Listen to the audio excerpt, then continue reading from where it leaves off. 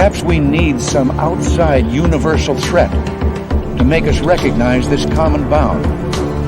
I occasionally think how quickly our differences worldwide would vanish if we were facing an alien threat from outside this world.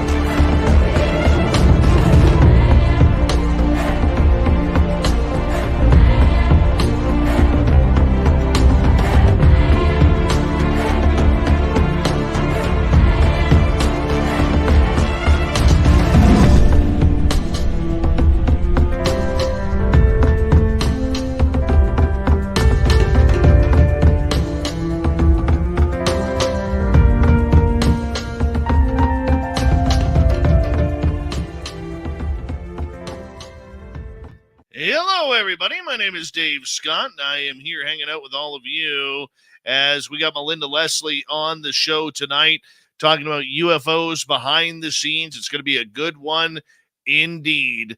Let us say hello to everyone. By the way, we have no Dirty Filth tonight. He is busy tonight. Let's say hello to everyone in the chat room so far. Race Fan in the gold medal position. Cosmic Floor taking home the bronze with Jenny, or Cosmic Floor with the silver. Come on, Dave. Jenny with the bronze. Magneticus. Evan Walters. How are you guys? Thanks for coming on in. Hi, Mama Susan. D. Cohen. Good to have you both here. Awesome Ann Palmer. Donna Spencer. Roy Boy. Good to have you. Thank you so much. There's one of our favorite veterans, Black Dragon, the former Marine. Thank you so much for your service. Veterans always have a safe place here in the Spaced Out Radio chat room. Moving on here on Roll Call. Let's see here. Awesome Ann B, good to see you. And Lisa C, thanks for coming on in. Who else we got hiding in here? Well, let's take a look. There's Brown Dwarf. Pixie Lara, thank you for joining us. And let's see. I'm going to have to do a lot of scrolling down here.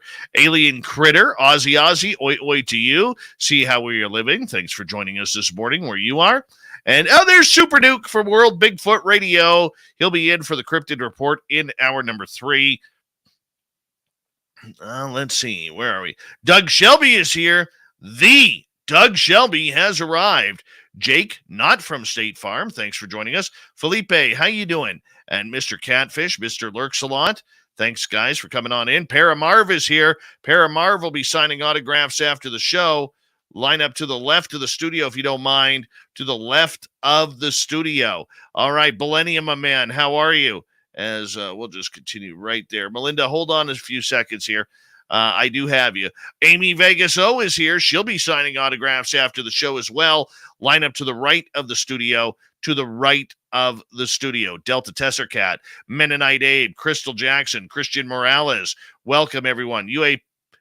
UAP Hunter, welcome to SOR Space Chat, to the chat. Mickle Pickle Toes, how you doing, buddy? Tricia, thanks for coming on in. And let's see here. Chris Teen, nice to have you here. Cosmo Fang, welcome back. Marty Burback, thank you for joining us. And Kevin Kingsmore, welcome to SOR Chat.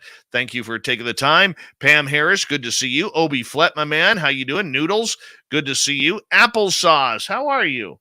Good to have you back. I like applesauce. Let's put a number 1 there. All right, Michelle Labigan, thank you for joining us as we continue on with Roll Call here. And who else is hiding out in the woods here? Rick Roberts, welcome to SOR Chat. Eddie Rodriguez, thanks for coming on in. And let's see. Mickle Pickle Toes. Thomas Rock, good to see you. And Shaq Valet, I love that name. I really do. Shaq Filet. That is brilliant. Super Chat is open. It's a wonderful way to support what we do on this show on a nightly basis. A Muse, thank you for joining us. And, of course, one of these days I'll get the store back up and running. I got to figure out this whole WooCommerce thing. Diesel Girl, thank you for taking the time to join us. All right.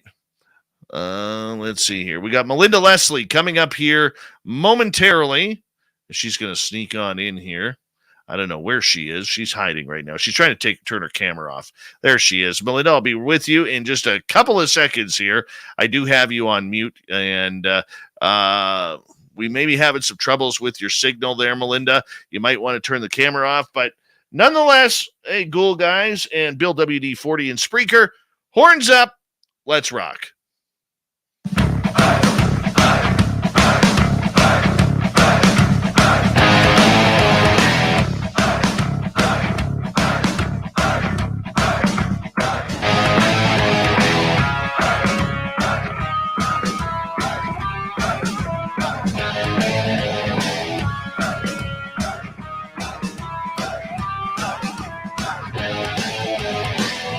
Of central British Columbia to you listening around the world. This, my friends, is Spaced Out Radio. I am your host, Dave Scott, sitting in the captain's chair of SOR headquarters. We welcome you to tonight's show on our terrestrial affiliates around North America, digitally on Odyssey Radio, TalkStream Live, and KPNL. All of our archives are free. Join us at youtube.com/Spaced Out Radio. Do old Davey the favor, hit that subscribe button. You can follow us on Twitter at Spaced Out Radio, Instagram at Spaced Out Radio Show, and on TikTok at Spaced Out Radio. Our website is spacedoutradio.com. We have a plethora of features for you. Rock out to Bumblefoot, read Shirky Poo's Newswire. Check out our swag as well. Tonight's show is brought to you by Chive Charities. Help make the world 10% happier by visiting Chive Charities today. You can find them on our website. We have a fantastic show for you tonight. Melinda Leslie is going to join us momentarily to talk about UFOs behind the scenes. Then in hour number 3, we're going to head to the swamp, courtesy of Swamp Dweller. We are also going to have Super Duke back from World Bigfoot Radio for the Cryptid Report. Shirky Poo will have the news. Now, Melinda Leslie's been on this show a number of times. I've mentioned mine. She's been researching for well over 30 years in the field as an experiencer and investigator. She has her own UFO Sightings Tours in Sedona, Arizona. And Melinda is also proud to be a UFO abductee and has been public with her known extraterrestrial and covert human abduction experiences since she started.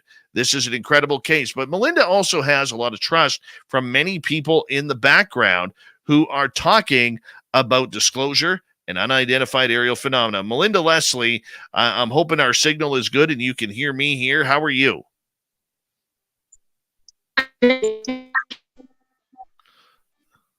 Okay, Melinda, I'm going to get you, because we are on YouTube, I am going to get you to turn your camera off because it is completely cutting out your signal. So she's going to hopefully be back here momentarily as we go on. You know, the one thing about Melinda is she is extremely knowledgeable and extremely connected within the field. And Melinda, do we have you now?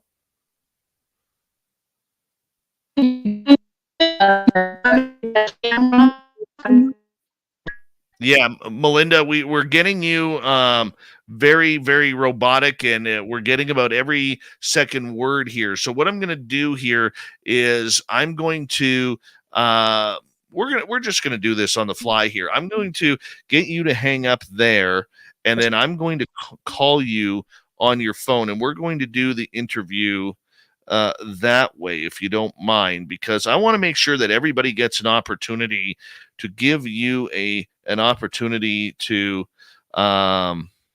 make sure this happens. If you could just text me the best number to send it to me on Facebook, that would be absolutely wonderful. And I will quickly give you a phone call and we will do the interview that way. And so we'll get Melinda here in a second here. But you know what? I wanted to bring her on just so I could really, really push the idea of this whole disclosure movement. Now, recently you have heard me state on a number of occasions that we got to be careful with what we see with disclosure these days. Something just doesn't seem right. And it seems like there's, more of a movement towards confirmation than there is towards anything else. So I'm going to bring Melinda in here she's going to be in via my cell phone. So I apologize, but we want to make sure that we can get this interview going so that way you guys can hear. Yeah, Melinda, thank you so much for joining us. And we're going to unfortunately have to do it this way because our technology is just not working for us tonight for some reason. How are you doing, Melinda? Good. Well, I apologize, Jerry. When we're going to be old school, Dave knows my laptop is in the laptop hospital. It got broken quite literally. Its screen got broken, and long story short, they are having problems repairing it. But now they're got it done or getting it done. So they told me I'd be getting it this week, but I did not get it back in time for this. So I mean, that's just the way it is. That's going to have a great and the knowledge that you have gained over the years regarding this subject. I'm wondering, over the last couple of years, what's the biggest changes you have seen towards this movement of disclosure? I was going to say, if you hadn't said the magic D word, I was going to say disclosure. So yeah, the biggest change is we're getting disclosure, and I never dreamt in my lifetime that we'd get that. I've been in this field for about 33 years now, and I never dreamt that. Hang on, I'm just getting comfortable. I had to move from where I was to get more comfortable on my couch. Since I'm on the phone, I get to lay back. Very nice. Very nice. I'm having to shift. All right, here we go. I'm having to shift around the studio too. Well, I had it set up with my phone propped up on like a bookshelf and had adjusted the lighting accordingly so I could do this on camera via my phone. But like you said, it just wasn't working. Anyways, but luckily you can hear me good now. Let me know if I drop out. I'll repeat something because where I live, I admit the internet can be spotty, unfortunately. That's quite okay.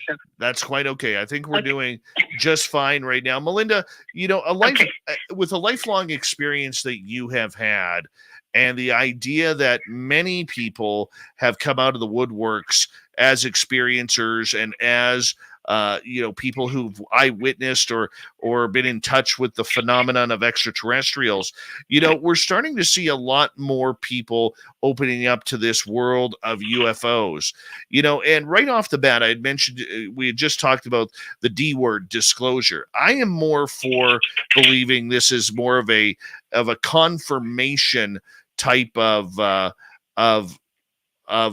what we are seeing. I don't believe it's disclosure at all. What is the difference to you between disclosure and some sort of confirmation movement? Well, disclosure with a capital B is always a D, capital D. It's not disclosure, it's disclosure. Sorry. Capital D has always been an official announcement. I think we're heading there.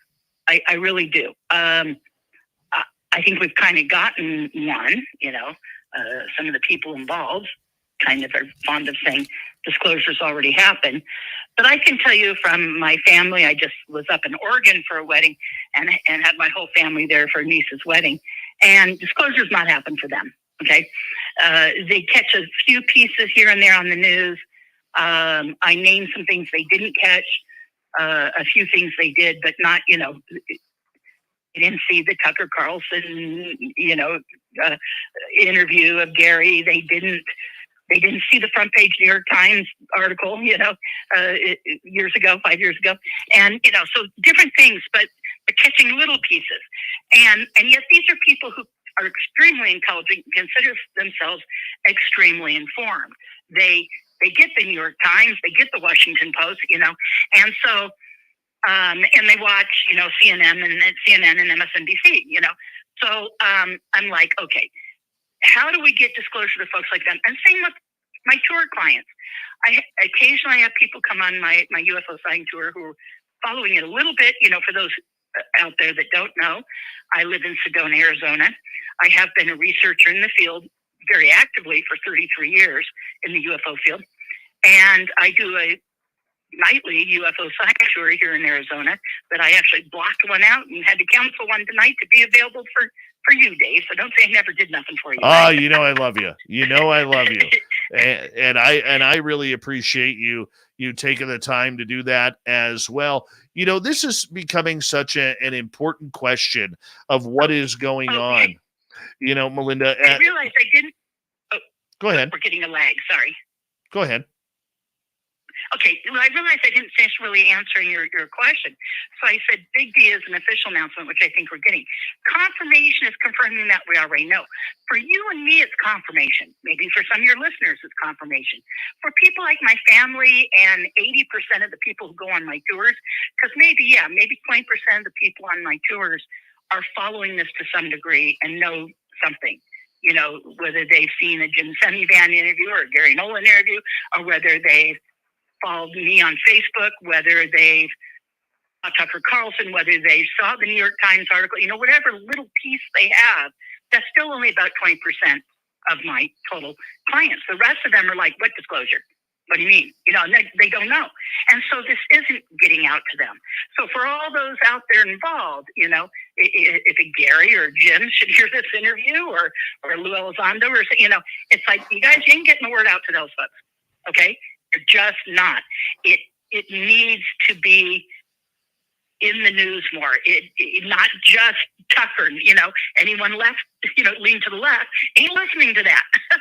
You know, so it's like, okay, you know, and so my clients don't know. And so to me, are we heading towards, we're not there yet, even though some people say we are, we're heading towards that big D disclosure. I think we're on the track. I think it will be more commonly accepted increasingly. My family did not see the public hearing in Congress on, was it May 17th, if I remember correctly? But if there's more public hearings, I'm going to bring it to their attention. I did make links to my Facebook page, so people who follow me on Facebook have seen some stuff. Sure. But again, it's like the word's not getting out there. I even know people in the UFO community who go, oh, well, we're not really getting disclosure. And I'm like, aren't you following what's going on? Well, because they're not. I know people in MUFON, you know, who are so caught up in sightings and sighting reports that are not following this. And you would think, oh, well, we all are. No, well, unfortunately, no, we're not. And so the continued public hearings will go a long ways. There'll be more front page news about it. And it needs to hit daily. You know, why are people following, you know, what's going on with Trump right now? You know, it's because they're constantly bombarded with it. And they're not hearing all of it. Not everyone is hearing every story, everything. But if you're out there catching any news or you're online at all, you're catching some of it. So this needs to start hitting every day to everybody to reach those kind of masses. I mean, even my clients who profess to have a knowledge, and they'll come and I'll say, do you follow the subject matter? Oh, yeah, I follow it. It turns out they watch Ancient Aliens, but they're not following disclosure. So those of us on UFO Twitter, busy posting things on Facebook, active in the Facebook groups, going on these podcasts or listening to these podcasts, we're more up than even 80% of the people in the UFO field are. And that's the reality. So it's like the word needs to get out there. I think as we're obviously not even creeping, we're full speed ahead towards public hearings. Whether they will still happen this year or whether they'll take next year. I was starting to think they were going to happen this year. Now I'm starting to wonder if it's going to be like next year, but whatever. We're heading in that direction. And with more public awareness, I think we're heading towards that big D. You know, does that mean Biden's ever going to stand at the podium and say something? Maybe.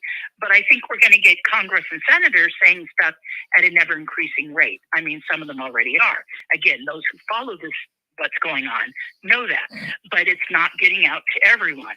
My family, who doesn't care, but does follow the news quite religiously, they're not hearing it. They're not hearing it. And my clients who really care and consider themselves involved aren't hearing it.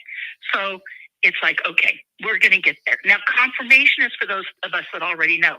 But for my family and for half the people I take on my tour, it's not confirmation because they don't know that it's real. Or they think it isn't, or they really wonder, you know, they want to have a sign because they want to know, is it real? And then my family who says, well, if that was real, and if you had a close-up structured craft on your tour, that would make the major news in Sedona because thousands of people would be seeing it. And I'm like, yeah, it doesn't work that way. I mean, helicopters and planes fly over us over every day. How many people are seeing that helicopter or plane, and noticing it and are actually looking at it going, oh, it's a helicopter plane, and let alone something like this where people are afraid to talk about it, afraid to report it. There's still a stigma. So while we're not there yet, we are moving there. Yes, it's confirmation, as you said, for people who already know. But for 50, if not 75% of the people on my tour and for my whole family and extended family, when there becomes future congressional and senatorial public hearings, and when the White House starts talking about it, and when all the newscasts are carrying it, then they'll know. Okay, so we got to get there. But I think we're on a pretty fast track to get there. We've started to go there, and then it slides back because there's other stories taking up the headlines. But when this becomes the major headline, that's when we're there. So anyways, I see us heading there. For us in the field who follow it, it seems, oh, so slow. You guys, I've been in the field for 33 years. What's happened in 33 years versus what's happened in the last 5 years? Well, Dave, I'm sure you can attest to this. There's no contest. I mean, I didn't dream we'd get this in our lives. And so we have to be patient. It's not an instant process. It takes a while to get the word out to the public.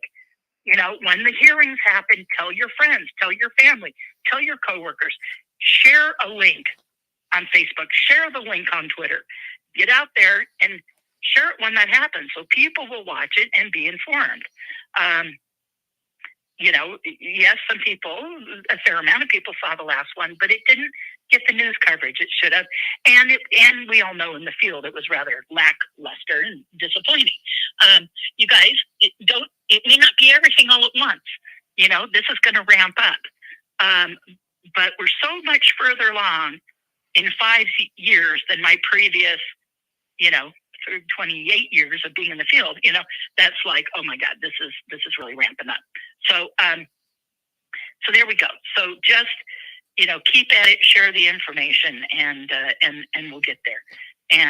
But no, I think it's going for the big disclosure. So far, for all of us who already know, it's an incredible confirmation, and that's rewarding and has value within the field.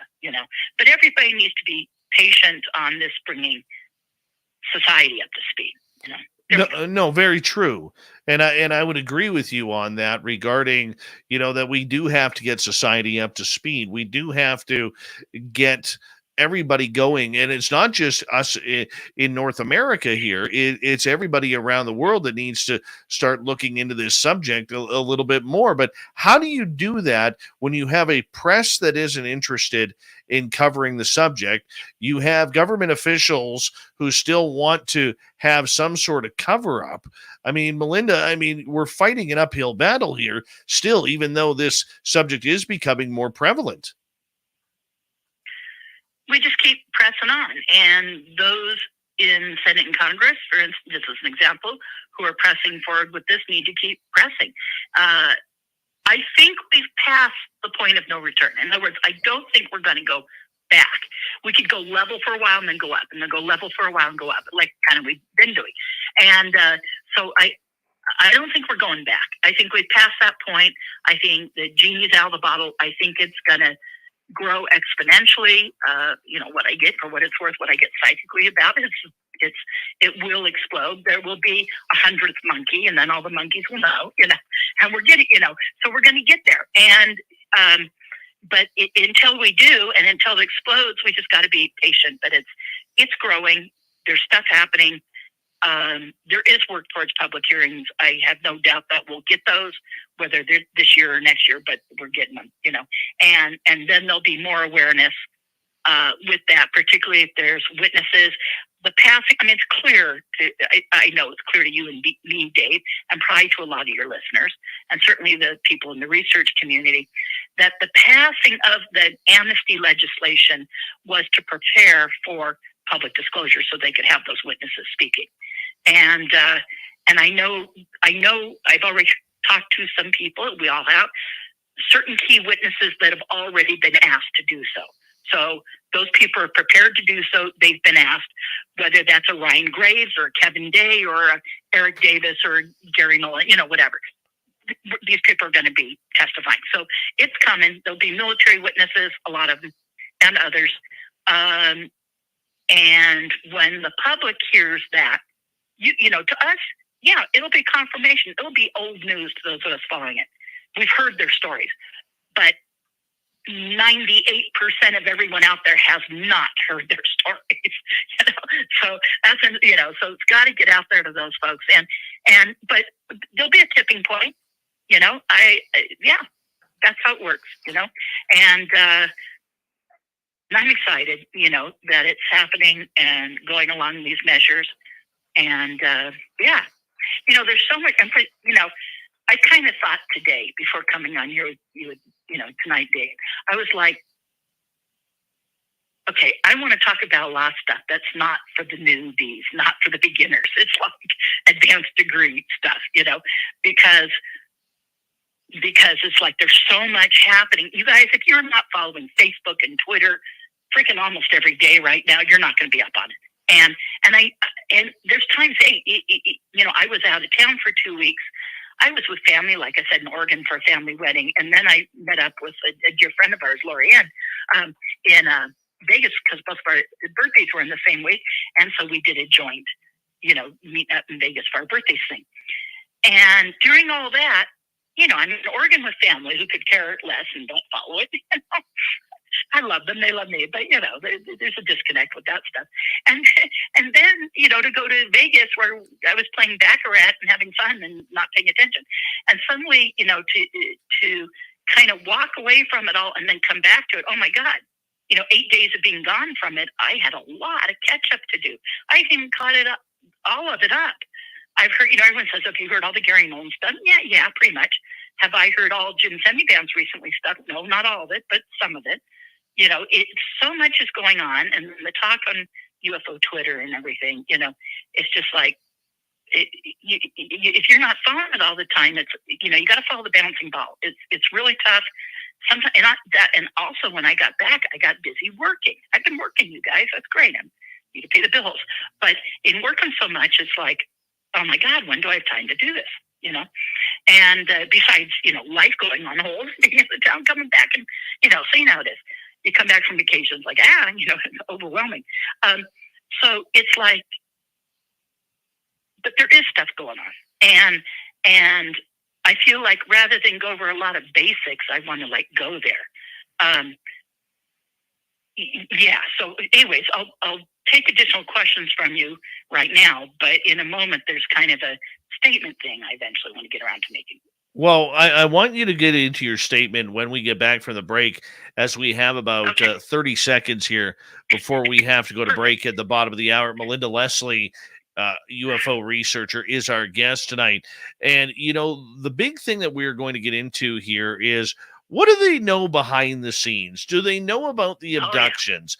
Do they know about the crash retrievals? Do they know more than what they are letting out to the public? Why are they afraid of going back to Roswell when all reports are the new timeline, which is from the USS Nimitz back in 2004 on up to today?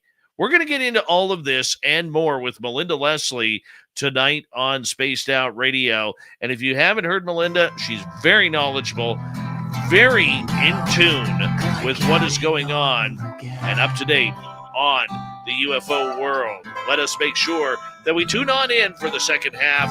My name is Dave Scott. We'll be back with more Spaced Out Radio right after this.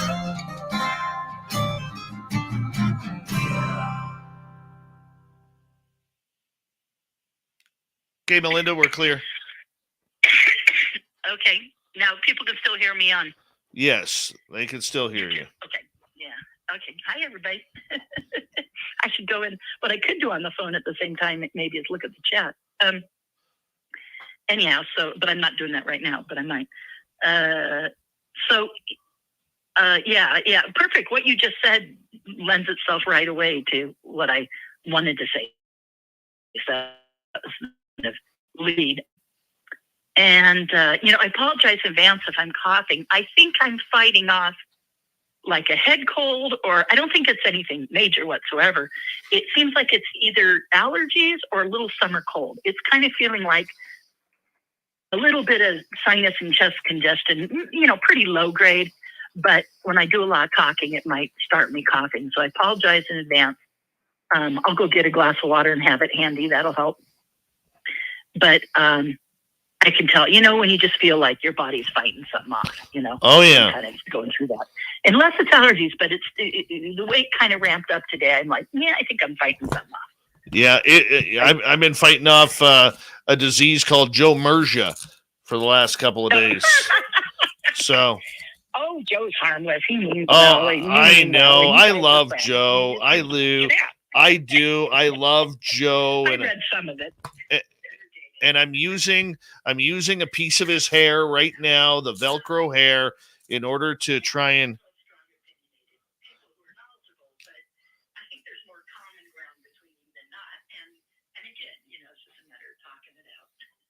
Oh, Joe doesn't like to talk. Funny to read. Joe doesn't like to talk. He just wants to bark. He's Sorry, but I just laugh at everything in this field and all the little squabbles and stuff because it's just personalities and it exists. Hey, I had a lifetime of working in corporate office. It exists everywhere. Here in Sedona, I'm at the Center for New Age where I do my tours, man. It exists there, so you just laugh it off, Oh yeah. And this field, everyone's opinionated because they care. They're very passionate, and that's a good thing. But it can cause, and there's a few naysayers that are jerks, but certainly you and Joe do not fall into that category. You guys, like I said, would actually have much more in common than not. But that's all right. You talk it out. And you're both fair players, Oh, I have nothing but respect. I have nothing. Sure, but that's not you guys. Hey, I have nothing but respect for Joe. My only warning to him is to never come head-to-head contact. And there's people I just don't even interact with because they don't play fair. And they're not worth my time or energy. Melinda, my only concern for Joe, and I like Joe. I do. Okay, he doesn't think I do, but I do. Okay, but my only concern for him and my only fear for him is that I really do worry that if him and Nick Pope ever locked heads accidentally, you would never pry them apart with their Velcro hairdos. You'd never pry them apart. They'd be glued together. They'd be glued for life. And I worry about that. Okay, Joe may not, but I do. Joe, if you're watching tonight, I do care. I do care that you and Nick Pope never get close to each other. Okay? Because I don't want to see you guys get stuck. Image. Her hair will interlock like it's going to be me and I was going to say like Velcro. But that's what I'm saying. They're both got the Velcro hair. Shame on us. Oh, God. I'm not even laughing. That is true. Nick and Joe, we love you. That is true. You're both friends. I love you. But I just couldn't resist. Oh my God. My goodness. We got about 1 minute to go here. Okay, well, we'll get serious when we get back. I got to get a drink. I may be doing them as we come back. Hurry up. You got 1 minute. Well, I can walk around, because I'm on the phone. Walk around. Oh, yeah. I'm not tethered. I am right now. What do I have to drink? Unfortunately, nothing alcoholic. All right. There we go. Some of those podcasts. Oh, tell me about it. All right. People are all good. And a few other people cleaned up their ass. But hey, more cartoon. It's a podcast. Have fun. For those people that do that. I hear you. I guess it's just going to be water. All right. I'm just unplugging this. That's just going to be a pain in the ass. All right. Thank you tonight so far to Ken, Christian, Science Bob, and see how we run or how we live or see how we shower or whatever. We're going to get going with the second half hour right now.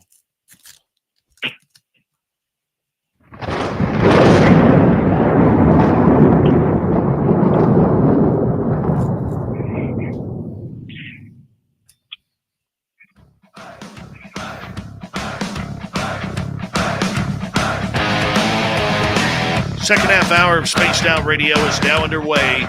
Thank you so much for joining us. My name is Dave Scott. Thank you so much for cluing us on in.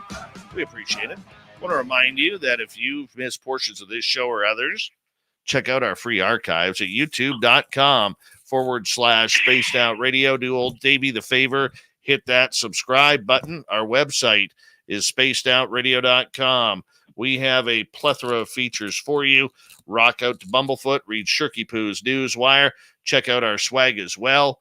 Follow us on Twitter at Spaced Out Radio, Instagram, Spaced Out Radio Show, and on TikTok at Spaced Out Radio. All right, we got to go in here tonight. Melinda Leslie is here. We are having to do this interview over the phone, considering she doesn't have her computer back from the computer store who's fixing it. So we're making do with what we got. We got things going on, and we got a great interview to hang on out with Melinda. Melinda, thank you so much for joining us tonight.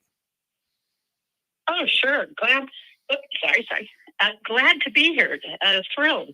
And, like I said, there were kind of some statements as things have been going on. But I said, I put it out there to the universe and said, if I get asked to do a show or a podcast or an interview, I'm going to get into a couple things because there's some things that need to be said, And then you asked me. It was like literally within 48 hours or less of my thinking that, you call me and say, come on the show.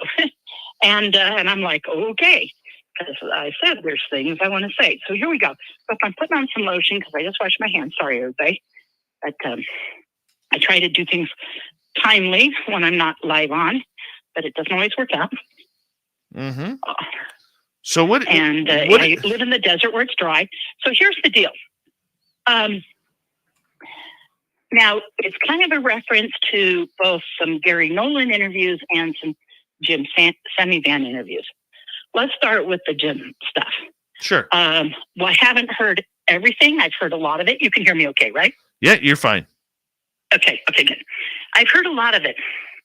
And not everyone, but a lot of people out there know I know Jim Semivan. It's a long story. Basically, in a nutshell, a client who came on my UFO tour turned out was a neighbor of Jim's and knew him very well.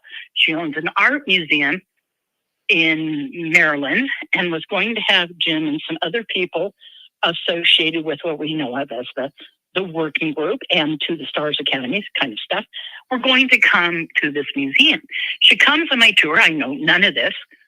And on my tour, she says, do you know who Jim Semivan is? I said, yes. She says, it's my neighbor. I want to tell him about you. Well, long story short, to jump ahead, because I don't need to go in this whole background if anyone's already heard it. Within 48 hours, I was on the phone with Jim Semivan. And we had this incredible conversation. And we spoke a couple days later, and then a week after that, and then a week after that. And it just grew into a friendship. And then he had to go to the Phoenix area on some business and to also visit with some friends, him and his wife. And they came up to Sedona and had lunch with me. And I met his wife too. And we had this amazing conversation. And that's the only time I've met him in person. The rest has all been a series of phone conversations over a 3-year, or maybe it's going on 4 years, but at least 3. I think, maybe 4 years now, but about 4-year period. Yeah, it has been 4 years now that I think about it. So, and anyway, so I don't talk to him all the time. There was a long period of time where he wouldn't do any interviews. Everyone tried to get all of them through me, and I would tell him, but he would go, no. And then all of a sudden he started doing interviews, and now he's being pretty active in doing interviews on various podcasts and radio shows and whatnot, which I applaud. I think one of the first ones, now that was when he was willing to do, was Whitley asked me, and I passed it along, and he was willing to do Whitley and did it, And so many others have followed. Now, the reason I brought that up is in our friendship, Jim became very interested in my MILAB experiences.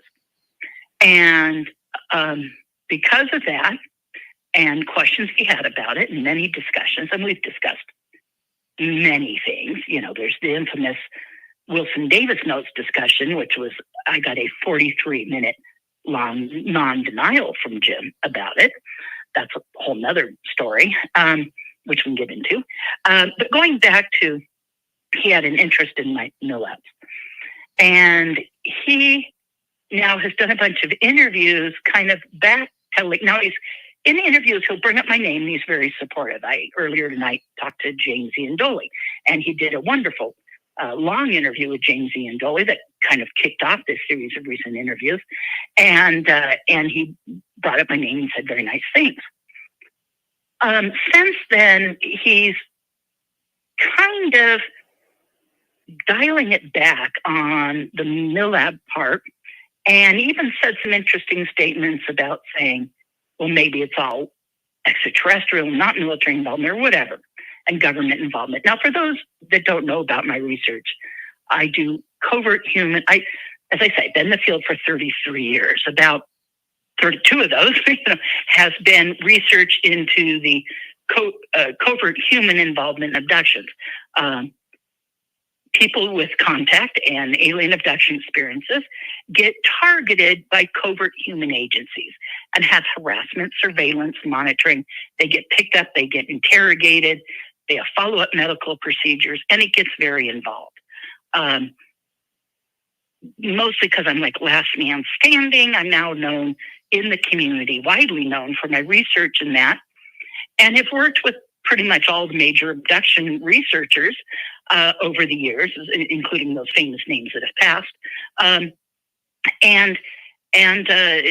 So that's what I'm known for doing. I am an abductee, as you said earlier. I've been public with my own alien abductions, and then I've been public with my own covert human involvement experiences.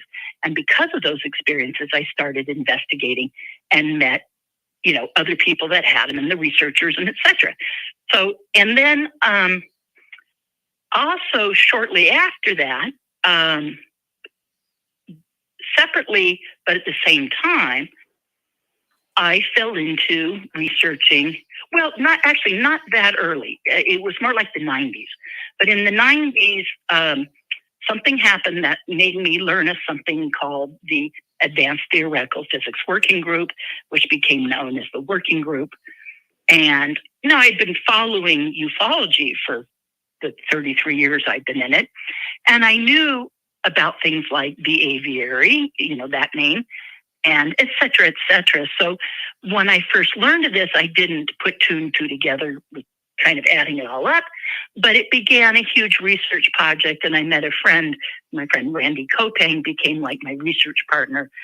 And he's written a number of books about that involvement. And we lectured together and separately at conferences about the history of the working group, which now I've been researching for over 30 years, but it has, well, it's hard to define exactly. It has at least a 40-year, if not a 50 or 60-year, because it goes back intertwined with the history of the remote viewing program.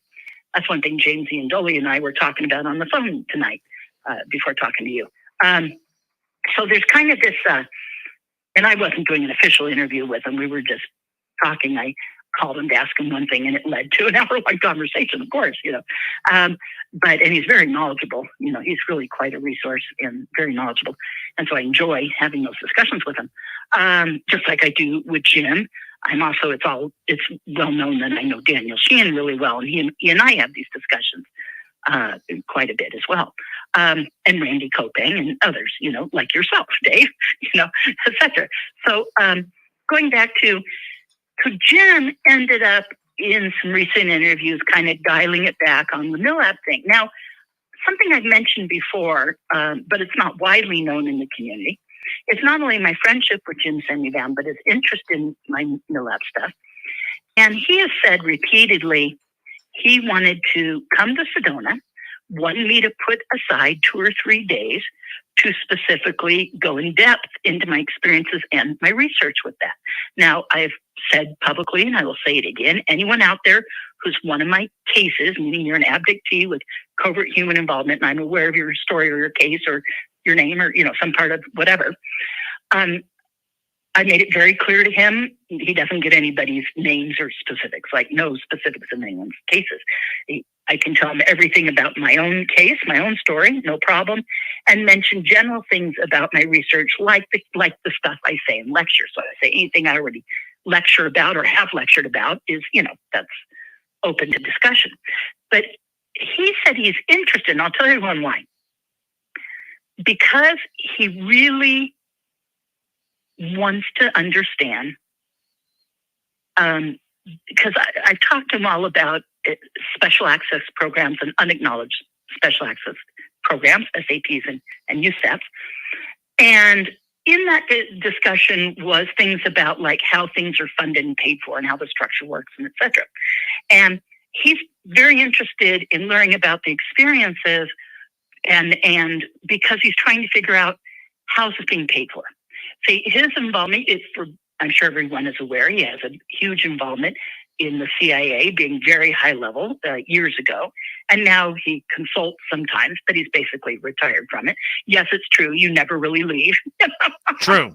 I was just going to say that. The CIA, so he still consults, but he's technically retired. And, but when I first met him, he was not fully retired yet. And certainly his involvement in starting up To the Stars Academy and his work with Tom DeLonge and stuff, he was not retired yet. And that has happened since then, or in the process. Now, To the Stars, for those interested, still does exist. They're doing a lot of Hollywood things, TV and movie things. There's all sorts of things being written and under production, and so you're going to see stuff from them. It's all fundraising because he said they do want to make good to their investors, and so it'll be payoff for some investors and whatnot because they're trying to make good financially and educate a general public at the same time. So it's not gone anywhere for people to, oh, disbanded, blah, blah, blah. Not bullshit. That's not true. Okay. It's definitely still going on and still doing that. That's one thing him and I talked about the last time we did. Now, in preparation for tonight's show, I did call him today, but I was not able to get a hold of him. Unfortunately, like I said, I've been working a lot, so I wasn't able to put as much time and effort into that as I wanted. But going back to, so he wants to understand how it's being paid for, because I went back to talking about his involvement in the CIA had a lot to do with funding covert activities, okay, and where the money came from and how USAPs and SAPs and stuff are funded. Okay, he knows a lot about that, and he's like, I don't get how this is being paid for. And with MILAB stuff comes the large underground military bases, the involvement of ETs and humans working together. Is often reported by people with these experiences, and the development of technology, the reverse engineering program. So it gets into the meat of like what's being covered up, if you will, and what is to be exposed as this rolls forward. It's not just craft in the sky. Anyone who spends more than 5 seconds in this subject or 5 minutes, knows it's a lot more than that. And yes, the paranormal aspects, the consciousness aspects that people like Gary Nolan and Jacques Vallée and even Jim himself are speaking about either directly or alluding to, So those things too. But going back to the history of the working group, is that's a whole nother thing, and I can get to it later, but I'm trying to remain somewhat compartmentalized in my thoughts so I'm not jumping all over the place. But the working group, since the get-go, they've been doing what they're doing for at least 40 years. And they've morphed over time into having various names. And there's histories as to why they've had various names at different times. Names of the group, or what it was called, or nicknamed, or officially named, or if it became a government program and had a name. And but there was a meeting at BDM Corporation in a SCIF, a secure file room, in 1985. And that meeting in 1985, and for those following Grant Cameron and myself, may know that, we have had those minutes and agenda and personal notes from that meeting. He has the notes, minutes, and agenda from Oak Shannon, one of the members who was there. And I have it from Jack Houck, another member was there. He met a family member of Oak's, got it from them.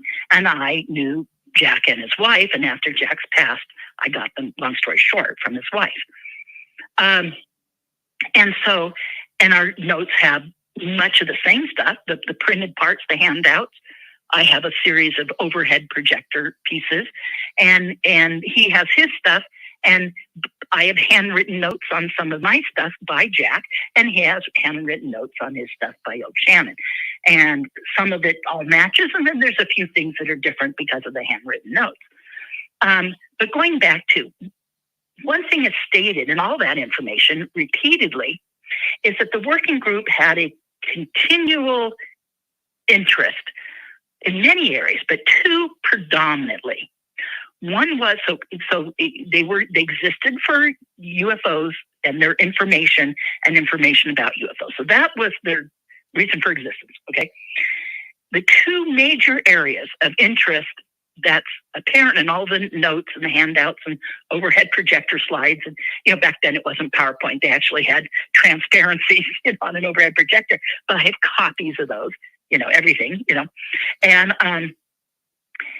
and the two things they're predominantly interested in, one was the technology, which gets into crash retrievals, the reverse engineering, and all that stuff. And that is stated repeatedly in those notes. So I can say since 85, this has been of a huge interest to them. And then not to mention all the documentation, everything since then. Randy and I have been following the trail since I first learned of it, 33 years ago. Actually, I take that back. We've been following it since the 90s, probably early 90s. And then it was a matter of going back and getting past research. Now, Jack Houck, I've known and met him in the early 80s, maybe 1980 or close after that. Early 80s is when I met him. And but I didn't know anything about this or this group until I confronted him about it. And he ended up verifying everything in spades, but because I knew the right things to say, because the Right. sources that I had for information, I knew to go to him and then ask him. And of course, Jack has now passed a number of years ago.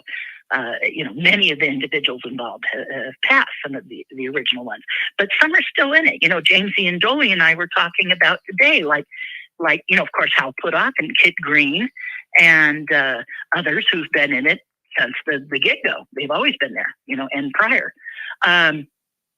Anyway, so going back to, so they've always had an interest in the technology, and then they've always had an interest in, the other thing they've always had an interest in was abductions and abductees. Right. And that was there in spades. Now, as I was learning about my MILAB, my covert human, a lot of people hate that term, and so do I. The MILAB, which is MIL for military and AB for abduction, it's just a catchphrase that now gets bannered about and everybody knows what it means. And so at some point I had to kind of throw in the towel and say, this is what everyone calls it.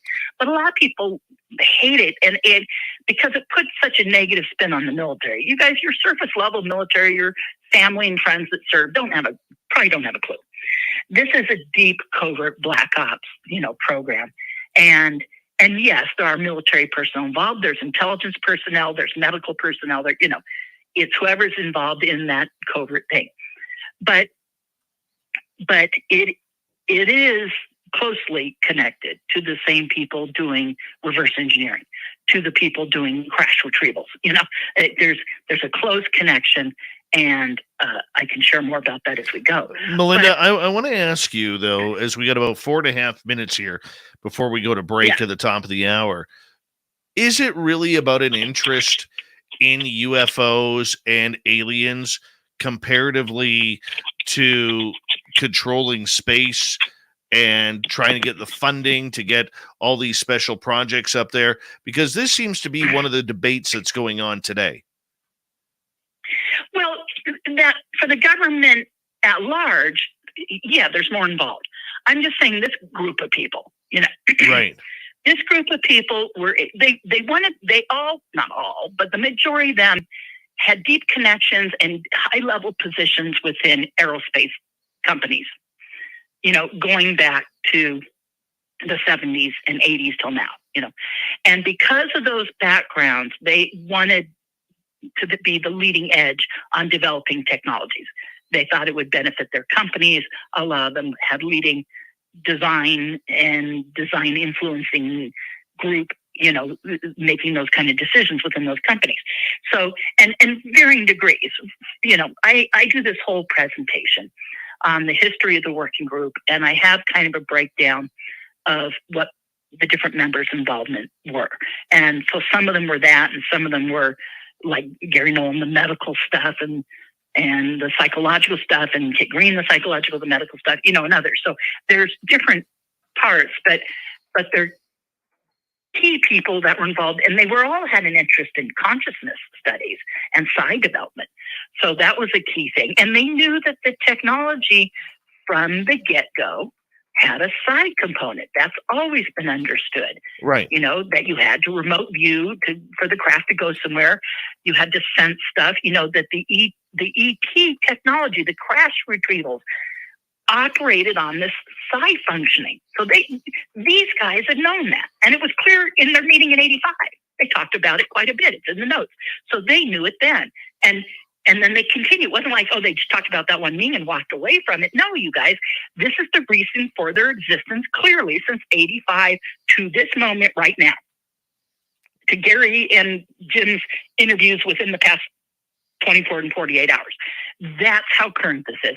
And so you go back now, was everyone always involved in the group? No, it changed and members came and left. But anyone coming in learned what was already known. So you assume that they know the history. And it's clear every time Gary opens his mouth that he knows the history, Very true. And same with Jim, same with Jim. They know, okay?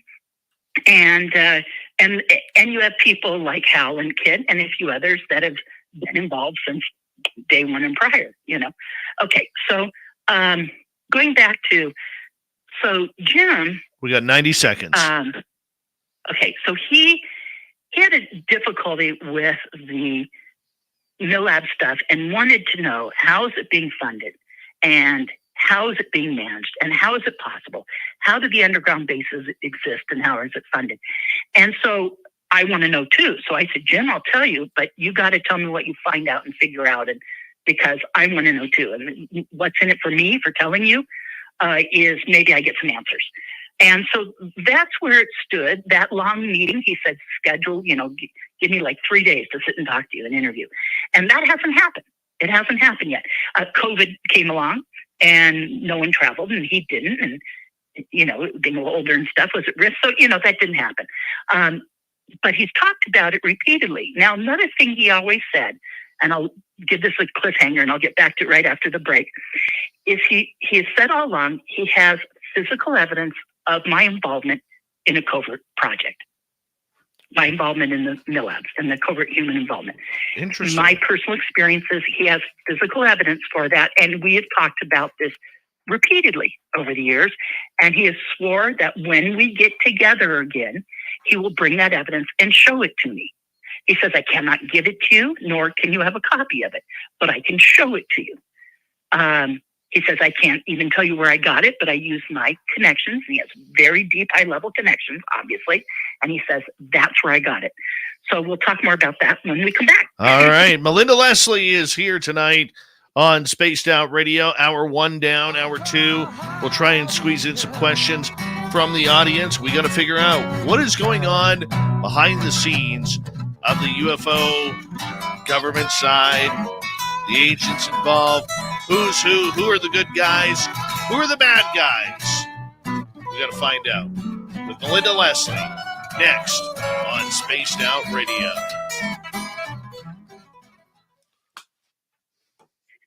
Dave. Yeah. Write down those things you just said. Who are the good guys? Who are the bad guys? What do they really know? Write those down because I can knock through those. I can address all those. All right. YouTube audience, will be right back. Taking Melinda with me.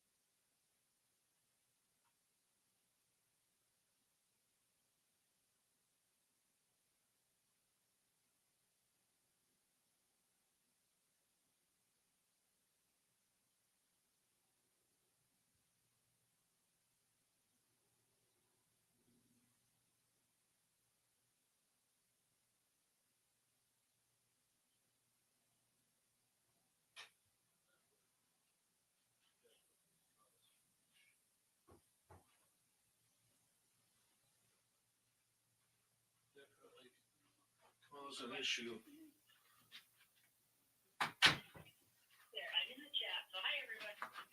You can say hello, hi to everyone in the chat. Of course you can, Melinda. All right. Oh, there's the delay. That happened right there. Okay. And it says here, someone wrote, Melinda didn't jump on Dave about the good guys and bad guys. I was. It's absolute key in understanding everything. Well, he got asked me that, guys. So we're going to get there. We're going to get there. I promise you. We're going to get there. But, I also want to stay out of the... Oh, gosh, I am getting... Wow, that crazy delay. That's nuts, man. Yeah, you're going to have to get out of the YouTube I'm going to get side. out because that's going to drive me crazy. Hi, Huckleberry Charles. Margie O, thanks for coming on in. Teflon Danny, nice to see you. Who else has joined us here? Phil the Stalker, thank you for coming on in. Sweet Tony D, good morning to you in the UK. Robert Lamoth, thanks for coming on in. And who else do we got here? Yeah, that delay was Leibel? grueling, so I'm like, I'm getting out of there. That didn't work. Oh, no worries. No worries. Maya Haas, how are you? All right. Yeah, but I'll go back to Jim and his kind of flip flopping when we go back. Perfect. Hi, 405er. Nice to see you, man. Yeah, that works. Truth is, other than some debunkers, which are pains in the ass, and I don't give them the time of day and won't engage. And even if they commented on something, I tend to ignore them. And there's, I don't know, about 5 of those people out there being really annoying on UFO Twitter. But there really aren't any bad guys, and I'll explain what I mean. People can be, you can be good and bad, For sure. And I'll give some thoughts on what I think might be going on there. Melinda, I'm going to get you to hold on. We got about 20 seconds left. Big thank you to See How We Run or Live. Science Bob, Christian, Ken, and Thomas for the super chats tonight. Very much appreciate the love and support. And hi, Science Bob. Yeah, Science Bob is in here listening. He loves you. Hi, Science Bob. Sending you love and hugs. All right, here we go, Melinda. Hold on. You're listening to Spaced Out Radio with Dave Scott. Follow Dave on Twitter at Spaced Out Radio and on Facebook, Spaced Out Radio Show. Hour number 2 of Spaced Out Radio is now underway. My name is Dave Scott. Thank you so much for taking the time to join us. We really do appreciate earning your listening ears wherever you are on this beautiful planet we call Earth. Hi to everyone listening in on our terrestrial affiliates around North America and digitally on Odyssey Radio, TalkStream Live, and KPNL. All of our archives are free. Join us at youtube.com/Spaced Out Radio. Do old Davey the favor, hit that subscribe button. The Desert Clam has set the password for tonight in the SOR Space Travelers Club. Yeep. Yeep is your password. Use it wisely, space travelers, as the Clam sets the password each and every night right here on Spaced Out Radio. Our website is spacedoutradio.com. We have a plethora of features for you. Rock out to Bumblefoot, read Shirky Poo's Newswire. Check out our swag as well. Follow us on Twitter at Spaced Out Radio, Instagram at Spaced Out Radio Show, and on TikTok at Spaced Out Radio. We continue on tonight with Melinda Leslie, experiencer, researcher of UFOs for over 30 years. We are deep into the idea of what's going on behind the scenes of ufology. And Melinda, welcome back. Thank you. Okay, so finishing off kind of what I was saying there is, so Jim wanted to know, how's this funded and how is it managed?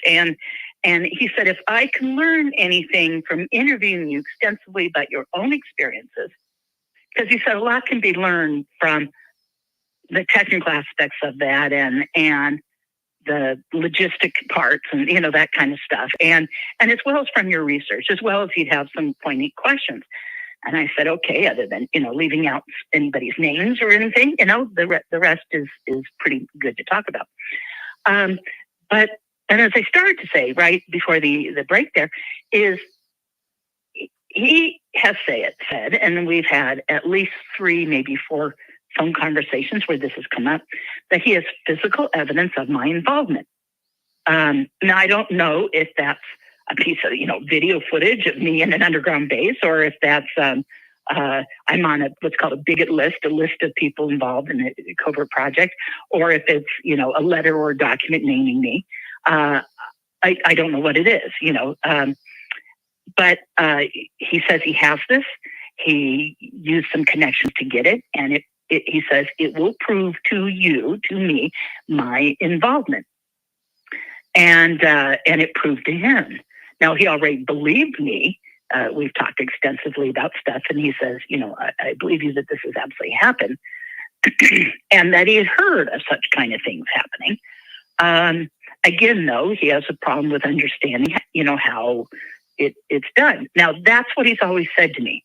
Now, right. Anyone listening to recent interviews of him are hearing him go, well, it could be all ETs. I don't really know, blah, blah, blah. And he's like dialing back. And I'm like, wait a second. This is the same guy who told me he had physical evidence of my involvement that he's going to show me when he meets with me.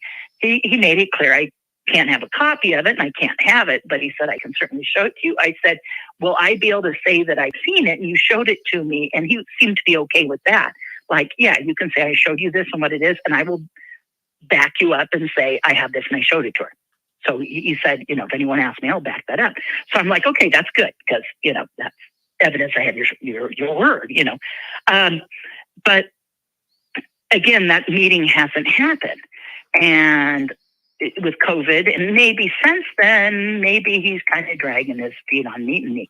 I know because our recent conversation of about 3 or 4 weeks ago, that he's very reluctant about it. He said that in interviews in the last number of days or weeks and days, that he's uncomfortable with the subject. And I said, well, look, you said you have evidence of my involvement. He goes, I do. And I said, and you said you always believe me. He goes, I do. And I go, well, there you go. And he said, and I posted this in response. There's a guy on Twitter that goes by Jay Raza. I don't know who that is, but he's someone that comments a lot on Twitter. And he was saying some stuff about Jim, a couple of Jim's recent interviews. And I replied to him. And I said, look, Jim told me, and it's very clear he's uncomfortable. He doesn't deny that it's going on. But he said, if that's really happening, my experiences, the experiences of others, what he's learned about my experience, he says, if that's really happening, the cover-up is much deeper than we realize. There's much more of a, more black project and kind of deep, I won't say deep state, but I'll say deep black, government, shadow government, that's the word I'm looking for, shadow government going on.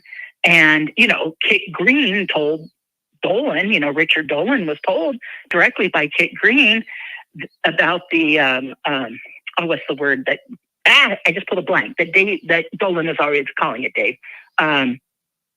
Not shadow government, but, oh, come on, I'm pulling a blank. Someone out there can write it on, oh, come on, I hate pulling a blank. But anyways, but that term, and so the shadow government idea, and definitely breakaway civilization. That's the term. God, I just need to stop thinking about it for a minute.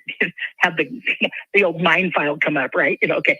Breakaway civilization is the term Richard Dolan's fond of saying, and my understanding is he got that from Kit Green, one of the working group members. But so breakaway civilization, and so that kind of idea. But that's what Jim was saying. He said, kind of quoting him to say, he was saying it's a lot deeper than we realize. The cover-up's much deeper. There's this shadow government, and that we're, meaning the nation, we're as a U.S. nation or whatever, is in trouble. And I'm like, yeah, I'm like, isn't everything and I kind of told him, isn't everything you're learning about this subject show that it's a lot deeper and a lot more involved? And I said, and he couldn't really comment. We've had many discussions about in the past, but I brought up Wilson Davis and I said, doesn't that show that there's a reverse engineering program? I mean, isn't that, talk about confirmation, Dave? That whole document was confirmation for anyone like you and I that have been deep in this field for a long time. True. And you go, yeah, okay, there's the proof that, or the evidence anyways, that exists. And now Gary talking about it quite openly in all these interviews with Ross Colhart, he talked about it, and certainly with Tucker Carlson, he talked about it, etc. For Gary Nolan to say, yeah, that Eric had that meeting, he wrote the notes, John Alexander at the SCU conference, when asked a question about it, said, yeah, Eric wrote him, ask him, he's right here, sitting in the audience in front of me. And he wrote him, ask him. I love that. John Alexander said the meeting happened. So these guys went from circling the wagons back in my previous conversations with Jim Semivan, to have Jim Semivan, give me a 43-minute long non-denial, and Grant Cameron got non-denials. Joe Merja talked to, and I think you did too, to Eric Davis, whatever. Again, non-denial. Dolan talked to Hal Puthoff and Kit Green, again, non-denial. Right. So obviously, and Jim ended up kind of admitting to me that they had Zoom, the first time I asked him, that they had Zoom calls amongst all of them, and that they didn't use the term circled the wagons. I say that, but they circled the wagons and agreed, that they were going to give this non-denial response, and use the fallback. If anything in those documents is classified, we can't talk about it. Well, okay, because they have these guys still have classification clearances and NDAs, non-disclosure agreements. So they can't talk about it. And they kind of use that as a fallback when asked. Well, all of a sudden, something's changed. And I've been meaning to call Jim and go, okay, what changed? Because you guys had circled the wagons. You're all giving all of us researchers this exact same responses, this non-denial stuff. And suddenly you have, oh yeah, John, Alexander saying, in a public presentation, yeah, Eric wrote him, the meeting happened, asked him, he's sitting right there, and then you have Gary Nolan saying, yeah, the meeting happened, Eric wrote those notes, and Eric doesn't lie about anything. And he said that Eric can't lie, said that in repeated conversations. So something has changed that these guys are now talking about this. But so going back to Jim again, and so here he is saying, I know this has happened to you. I have evidence that the covert human involvement abductions has happened to you and others, and I'm deeply troubled by it, and I want to find out how it's managed, how it's paid for, and from any information I get from you, I might be able to use my connections and get some information. Great, yay! That's why I was willing to talk to him. And I said, again, I'll talk to you as long as I get some, feedback from you on what you're finding out, and some trust there, part of developing a friendship, same with all these working group guys, for the same reason that many people in this field are involved with them, friendly with them. It's like, it's useful. Yes. Do they have clearances? Yes. And NDAs, can they talk openly? No. Is that a problem sometimes? Oh, hell yeah. But other times they're useful for information, and they're in the field, and they're all very involved in what's going on in this disclosure story. So we're kind of having to listen to them and weigh out what they're saying, and take things with a grain of salt, because there are things they cannot say. Do they know more than they're saying? Absolutely. I go back to my original conversations with Jack Houck in the 90s about the working group, and some things he said to me about it, and as well as some of the other members over the, research I've been doing since the early 90s till now about. And it's like, these guys know a lot more. The research of Randy and I, and what we have is the chain of documents and history going back with these guys. They know a lot more. They know a lot about crash retrieval stuff. They have been, now how much of them have been personally involved, I don't know. Other than you can say the metamaterial stuff and the handling of different pieces and lab work done on those, they've been involved in that. And that's not new, you guys. That goes back to the 90s. Melinda, I got to get a couple of questions in on here that are very important, sure. and I know the audience has some questions for you too. I want to ask you, you know, one of the worst kept secrets was Jim Semivan and his experience with his wife in their bedroom, where two Greys showed up, and they believe they had some missing times in some sort of abduction. But it's only been recent since he came out publicly with George Knapp regarding that subject, that he's brought it out publicly on the record. And now, just a week ago, we hear Gary Nolan, the Stanford University professor who's looking into UFOs and very well connected as well, coming out as an experiencer. 1 year ago, Melinda. And being one of the, James Iandoli and I were talking, Gary talking about, he's one of the test cases for the blood work and the caudate Pudeman MRI readings. Well, he actually, not only is he studying that, working with Kate Green, by the way, on that, and other people, but namely the two of them, and again, a team of people. But the blood work they're doing, the caudate Pudeman work, and everything. But he also, not only is he researching that, he was one of the case studies. Right. But my question to you regarding this is this. Okay. 1 year ago, Melinda, it was very taboo to talk anything about experiencers and what's happened to them. And now all of a sudden, we've got two prominent people in this field, in Mr. Semivan and Dr. Nolan, in telling us about their own personal experiences. Why do you think all of a sudden they're coming out? And will we see more? Good question. I think this whole, like we were discussing from the beginning, this whole kind of unfolding disclosure story has happened on some kind of very obvious time scale. I don't know what that is. There were comments early on by Lou Elizondo saying it's a 7-year deal, and I think Tom DeLonge said that too, and it's like, okay, well, we're like 5 or 6 years in, so maybe that's true, It seems like now Jim in the foreword to one of Tom DeLonge's books apparently mentioned his abductions, and he has mentioned it before, so it's not a new thing. But being that he's out there being public and doing interviews, he's now talking about it because he's doing public interviews. When before, stuff had to go through me or DeLonge or somebody, whatever, through Lou, and so now he's talking about it. But certainly Gary, that was, revelatory. I mean, my jaw hit the floor. It's like, what? Gary's personal experiences, that I did not know. I'm not surprised. I'll say something that's not well known, but it used to be talked about in ufology. John Alexander has had abduction experiences. There's this whole thing with one of Bigelow's kids, I think.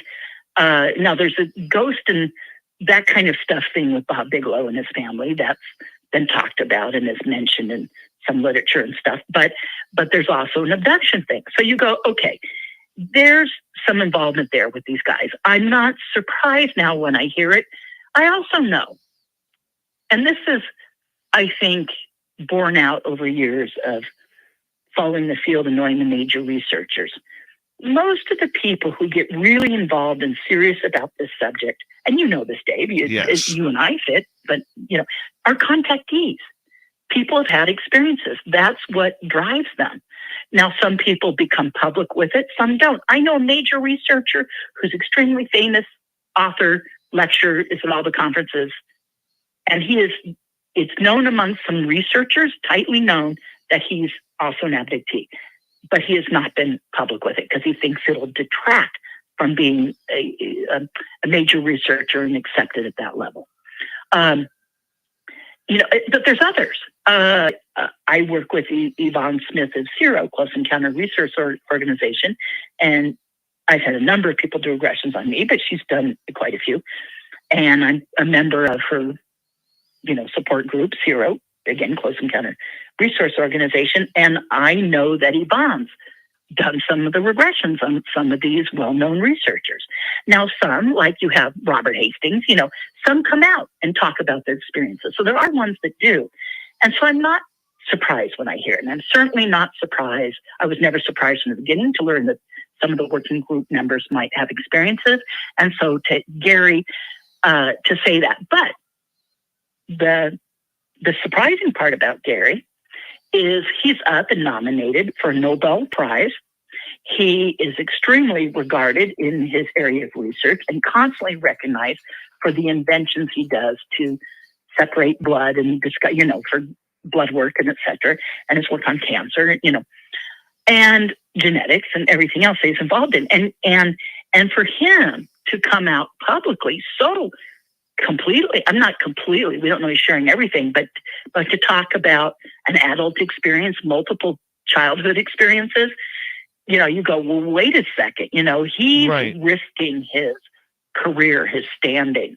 He even said in the interview, I think with Ross Coulthart, where he said, look, I may not get any more awards because of this, but he said, I think this subject is just that important. Well, I was talking to James early tonight about how I wonder if, and we can get more into this in just a minute, but I kind of feel like Gary has shot across the bow to the working group in multiple interviews. Not only is he coming forward with his abductions and saying, this is too important to me, like I think we can't sit on it anymore. I applaud him for doing so, obviously. But he keeps mentioning, I don't know how many people out there have caught this. If people have heard my lecture on the history of the working group, hopefully then they caught this. And anyone else, though, I hope you're catching that in these interviews, Gary keeps saying, Eric and I were part of a group. Well, he's referring to the working group every time he mentions that. He said, Gary and I in a group we were both involved in. I met Gary involved in this group. But he's stated it multiple ways, but always saying the same thing. So he's, in that sense, outing the working group. He's not naming them or naming their history necessarily. He's just saying we were part of a group. And that's where I knew Eric and da-da-da-da-da, and that's why I know. Well, because now I do not think Gary was involved at the time.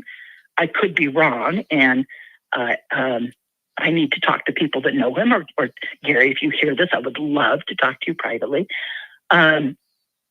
I don't think he goes back in the timeline to being on the either the board for NIDS at the time or on the Science Advisory Committee at the time, which is what right. But Melinda, Dr. Edgar Mitchell was when he got copied as a member of the Science Advisory Committee on the Wilson Davis and other nodes. But the fact that he was so involved with that group later, again, I'm now realizing it's common sense. There's logic there, but there's also some words and stuff said that make you start to realize even the later members know the history. So are these, so that Gary has said publicly he has the letter and has read it. Of course he has. Melinda. Yes. Is this though? Sorry for cutting you off, but is this though part of a plan where we are going to see more big names come out as experiencers, not only to bridge the public with this phenomena being real, so to speak, but does this also tie into any portion of people coming out and maybe requesting immunity during public hearings? We got less than 2 minutes. Good question. Now, that's why I said I think this is. Now, people can disagree with me, and this is I'm just floating this out there as an idea. So everyone, I'm willing to be wrong, But the idea, so don't let anyone jump on me. I'm floating out there that Eric has kind of done, I'm not Eric, he may too, but so far Gary has done kind of a shot across the bow to the working group. He keeps mentioning them. In all these interviews, he says, Eric and I were part of a group. So he's kind of outing them. And then additionally, he is getting into this abduction and further stuff and the consciousness stuff. I think I get the feeling, and I met Gary. I have a great picture of me and him at SCU conference, My sense here, and maybe it's an intuitive thing, or maybe it's just looking at all of it and seeing it logically, is that Gary's pushing the envelope. that's why I want to talk to Jim and say, what do you think of Gary's coming out and everything he's saying? I think and it's he says, tied great, we're all together. behind him. We thought it was great, blah, blah, blah. Then I'll go, okay, maybe they're all on board. But if Jim hesitates in talking to him, or if anyone else talks to the other members and there's a hesitation, that tells me maybe he's pushing the envelope. And like you were just saying, maybe he's encouraging others to come forward. I think others will come forward and say more. And he may be pushing it on purpose, trying to get them to. I wonder, like I said, I call it that shot across the bow. He's saying, look, guys, I'm outing you, and you need to start talking about your paranormal stuff. You need to start talking about your experiences. All right. Because you and I know you've had them. And see, Melinda says that, and they can all say she doesn't know what she's talking about, or they can just ignore me. Melinda, I'm going to get you to hold on right there. I got to get you to hold on right there. I'll finish what I'm saying real quick. He's one of their own. So he can't be ignored, and I think he's out of time, Melinda. We got to go to break here at the bottom of the hour. Melinda Leslie, we have her till the top of the hour here on Spaced Out Radio. Yeah, she can talk and full of information. We'll try and squeeze in some of your questions. I got a big question coming up.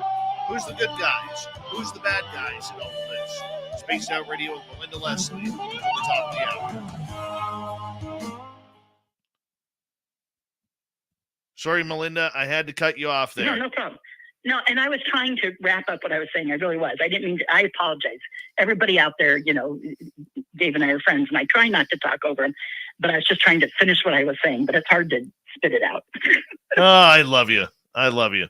Anybody who has ever been around Melinda Leslie, just go up to her and ask her for a hug. She gives the most loving hugs ever. Ever. Well, I believe in hugging. I don't do it unless I can tell that the person's comfortable or receptive. I don't just hug people out of the blue. I kind of have to know you, or at least have had an interaction. But I think they're very healing. Me too. It's a way of expressing love for our fellow human beings and our certainly friends and researcher friends. And it's very healing. And people don't get enough strong emotional contact, unless they've got that kind of really touchy-feely family or personal relationship. But a lot of people, don't get a lot of it. And so I think everybody needs a good hug every once in a while. And if I'm the person to give it to them because they needed it that day, then great. And if they do the pat or they kind of push away, then I like I said, I only do it when I feel welcome to. But you're a good hugger too, Dave. You always hug me right back. I love you. I do love you. I love you too. I love you too. I really do. You and Lori. It's fun. Everybody needs to know. We have a bunch of. This year I've been to. What have I been to? I've got 3 major UFO conferences. I'm going to another one in October, International UFO Congress, and I may go to this shindig going on in New York that J. Christopher King and James Ian Doley are putting on. I might, but here's the deal: in the ones I've already been to, a couple of major UFO conferences, is getting together and having that interpersonal interaction. I mean, it's not the same as Facebook and Twitter or even the podcasts or or even the Zooms. You've got to get together with people. And sometimes it's the conversations while eating dinner, the conversations in the hallways, can matter. I mean, now for like Lorianne and I, we talk about this, it's like that matters more than the information at the conference. But a lot of researchers hold back and wait to give some piece of big news at the conference. So there's usually big stuff that does get said, or you're hearing the totality of someone's research. And in an interview like this, we're having a conversation, you're getting a little bit. It's not like 2 hours of solid research given like with the purpose of an outline and, blah, blah, blah.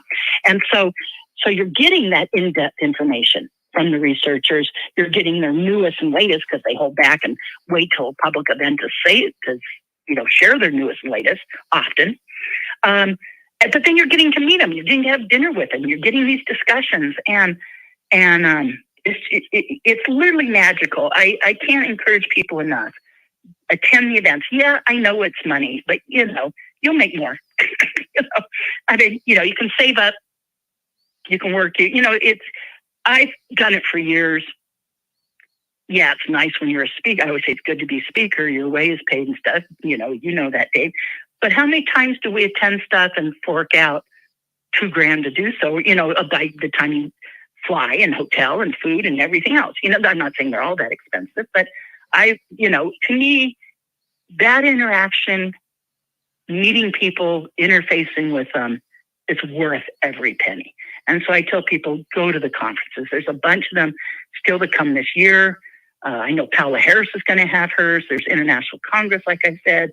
There's one more on the East Coast. I forget its name. And then this one going on in New York coming up. I mean, and the next year, they're all going to be again, because now that, thank God, COVID's over and everything, everyone's planning on even doing bigger events next year. So, and if you start doing the research online, you could find 10 things to go to. And I'm not saying you have to go to all of them, but at least go to one. If you can afford to, go to like 3. It's an amazing experience. Well, Are you there? Yeah, I'm listening. Okay. We've got about, okay. 30 seconds here. Big thank you, Thomas, Ken, Christian, Bob, and see how they run for the super chats tonight. Very much appreciate the love and support. Hi, Marlena. How are you? Good to see you. And good morning to you. And we got about 25 seconds here. Jeremy Jones, what's happening? And who else? Asimov Watts, how you doing? And when I was mentioning excuse me, are we back? No, give me about 5 seconds here. I need you okay. Just get you to go quiet here for a second, if you don't mind. Okay. Here we go. Okay.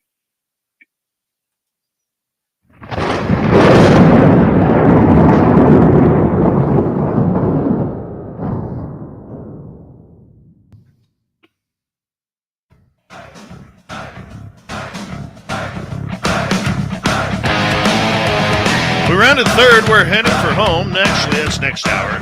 For this hour, we've passed the halfway point of Spaced Out Radio. Thank you so much for joining us, talking to UFOs all night long with Melinda Leslie. Now, I want to say, to remind all of you, actually, that you can check out this show and others on our free archives, youtube.com/Spaced Out Radio. Do us the favor, hit that subscribe button. Our website is spacedoutradio.com. We have a plethora of features for you. Rock out to Bumblefoot, read Shirky Poo's Newswire. Check out our swag as well.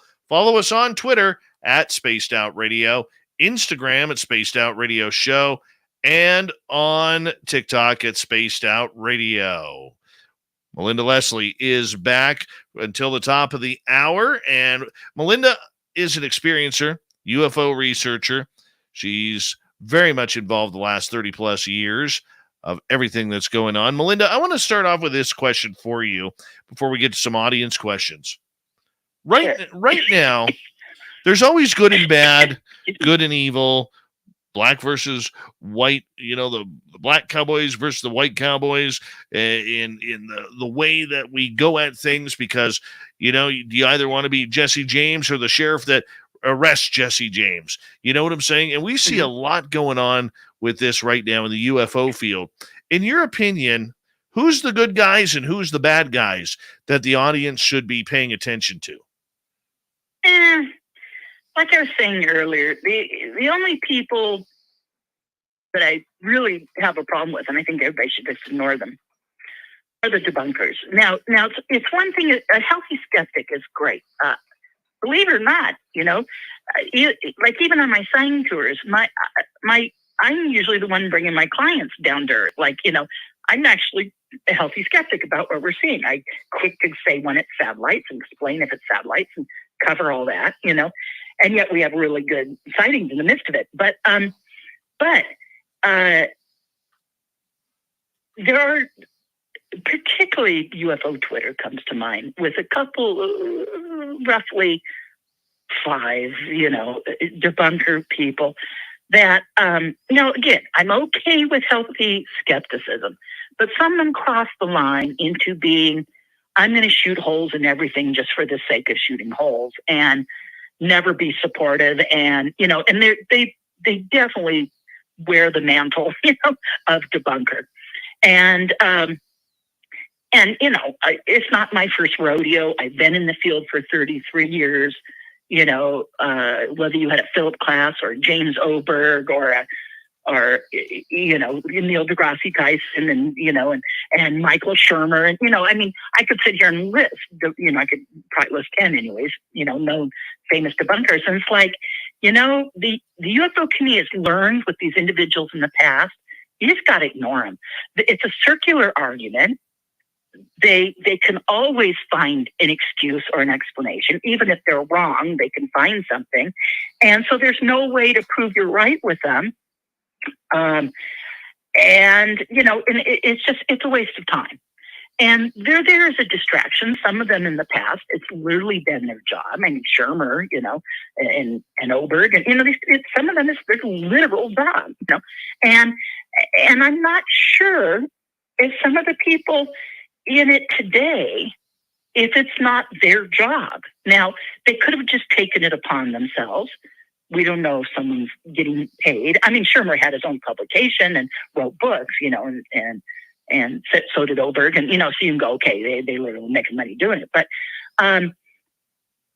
But I think it's a circular argument. You can't win. They'll always have an explanation, and it's a waste of time. And the people getting sucked into it are the people new to the field. So everyone out there, if you're a UFO Twitter, Facebook person, you're getting sucked into listening to these guys and paying, participating in their debate. There's a no-win because they're always going to have an excuse. Now, again, whether they think they're doing some service to the community, maybe. But the fact that they don't look into something objectively, they're quick to make a ridiculous statement, is a problem. And they're throwing mud. And these guys have always existed in the community. Like I said, the longtime researchers have learned, I've had these discussions with, a lot of the key researchers in the field who've been in it as long as me, 30 years and longer, and you just learn to just ignore them because you're not going to get anywhere. And whether you don't know if they're doing it professionally, they're doing it for a part of the government that doesn't want the information out so fast, or they're just doing it because of some ego trip. They take it upon themselves to police the community and ego trip. And you guys just don't give them the time of day. You're not going to win. You don't know what their agenda is, and they probably have some agenda. And at the very least, it's giant ego, and maybe it's for pay or for the government. You just don't know. So what you got to do is just ignore them. And too many people give them the time of day. I get it. We have a lot of people who are new to the field. In the last 5 years, Ufology used to say, "Where's the young people? Where's the young people?" Be careful what you ask for, because now we have this flood. And when I say young, now in ufology, it means under the age of 50. And we have a lot. 20s, 30s, 40s, lots, and 50s. And so you got to go, okay, take what these debunkers, hardened skeptics people say with a serious grain of salt. They are likely to have an agenda, and you're not going to get anywhere with them. It is a distraction. It's a waste of time. And they're not Are they really contributing to what's going on right now with disclosure? Or are they distracting from it? Are they being negative and making people doubt, as opposed to do the research? What is the evidence? And also, on the other far end would be the people making grandiose claims with no evidence in support of it. Now, I don't think anyone involved in the current disclosure thing I would put on that list. There have been there have been hoaxers in the field, some very famous hoaxers over the years, very famous, have gotten a lot of time and attention, and lesser known. But if they're constantly changing their story, that's a problem. A constant changing, evolving story is a red flag. Constant grandiose claims with zero evidence, red flag. If they have a huge following, that is a red flag. Aside from the people who you can tell are really doing the work. Right. There's the researchers really doing the work. Now, when it comes to the disclosure people, I kind of already said it with that whole crowd. You know, I mean, I'm talking Lou and Chris Mellon and Gary and Eric Yes. and, you know, whatever, just Adam, Jim, you know, Adam Alon, DeLong, whatever. Okay. And there's more, you know, just keep listing names. Okay. Those folks, you know, now, as I said already, does it seem that there's maybe something happening on somewhat of a schedule? I don't know that for sure, but it kind of looks like that. Are we getting disclosure in that? Yes. But I said in the beginning, and I said throughout the show with you tonight, Dave, they have clearances, they have NDAs, there's stuff they can't say. Do they know a lot more? Be assured, they know a lot more. They know a ton more. Can they talk about it? No, I get it. They can't. There's legal implications, etc. There's keeping their jobs, whatever. There's things, you know. I get that, and take that into consideration. Are they saying what they can? Probably. Now, is there an agenda of some kind? Probably, but that's not necessarily bad. It's just no, it's got a certain time scale, and we're kind of left having to roll with it. I don't know if I agree with that, but it is what it is. And you just got to go, okay, this is the way it's happening. So we just got to kind of, you know, follow the bouncing ball. They're not saying everything they can. They do know a lot more. And maybe with this amnesty thing, they'll say more. I think, as I just was stating before the break, that I think Gary is pushing the envelope, maybe to get others to say more. I even questioned for a while, did he go rogue? No, I don't think so. But how much has their blessing and how much is pushing the envelope? I don't know. But it has the feeling to me that he's pushing the envelope and trying to get them to say more by going to that next place. Right. Yeah, I really do. And then they take more. It keeps at it. Pressure side, you know. He may. But he seems, you know what, he seems to me like someone who just doesn't give a flying, you know what, fart anymore. Yeah. You know, like he comes across to me like someone who's just got fed up and said, like you said, the truth is too important. And I feel emotion when I hear him say that. I don't think he's an actor. I think he could act. You know, I think that's legitimate. You're getting real emotion. And he's laying it on the line within reason. Is there more that he knows and probably more experiences? Yeah.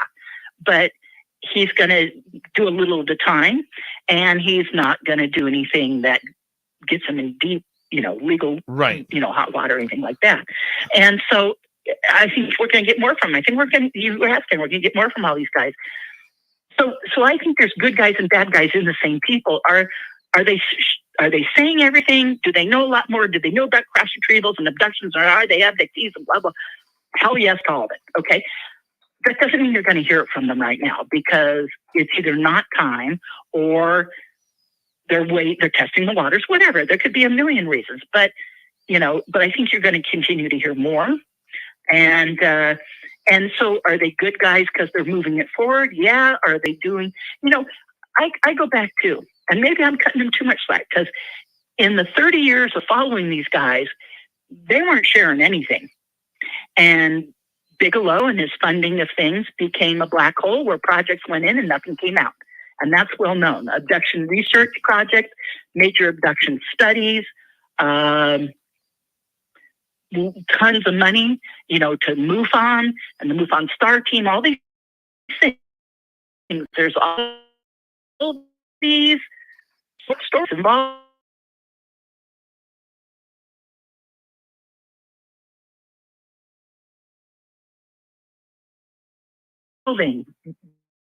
Group, the ATP, rolling, and then the nickname they were given by Norrin Chandray, called the Aviary, and then it became the Bigelow Group, and the Bigelow Group then became NIDS. And it wasn't like one ended, one started, you guys. James and I were talking about that tonight on the phone. There's an overlap, and sometimes there's a 2 and 3 year overlap where they were kind of starting to known as this, but still operating as this, and or maybe they just suddenly changed names, but they were doing the same thing. So as I said, Bigelow Group to NIDS, National Institute of Discovery Science, to BASS, Bigelow Aerospace Advanced Science Studies, to OSAP, Advanced Weapons Application Systems Program, if I got that name right, to OSAP, to ATIP, to the Stars Academy, to whatever we have today, a little bit of all the above. So it's like, and I'm not even sure all the members have always agreed with each other, hence why I think Gary is pushing the envelope. And the fact that he keeps mentioning Eric and how him and Eric are friends and Eric can't lie, I think the next one we're going to hear a lot from, because Gary keeps saying his name, is Eric. And I bet money that we're going to hear a lot more from Eric, or Eric's waiting, because I do know, or at least I've heard through good sources, that Eric, very good sources that talked to Eric, so I believe this, that Eric has agreed to testify already. Kevin Day said he was asked, agreed to testify. A couple of the pilots have said they were asked and have agreed, So as soon as those public hearings come up, we're going to hear from these people. And the public, again, confirmation for you and me, but the public's going to hear it. Anyways, I'm sorry, I walked all of your questions. All right, let's get to, we got about 10 minutes. Let's get to some audience questions here.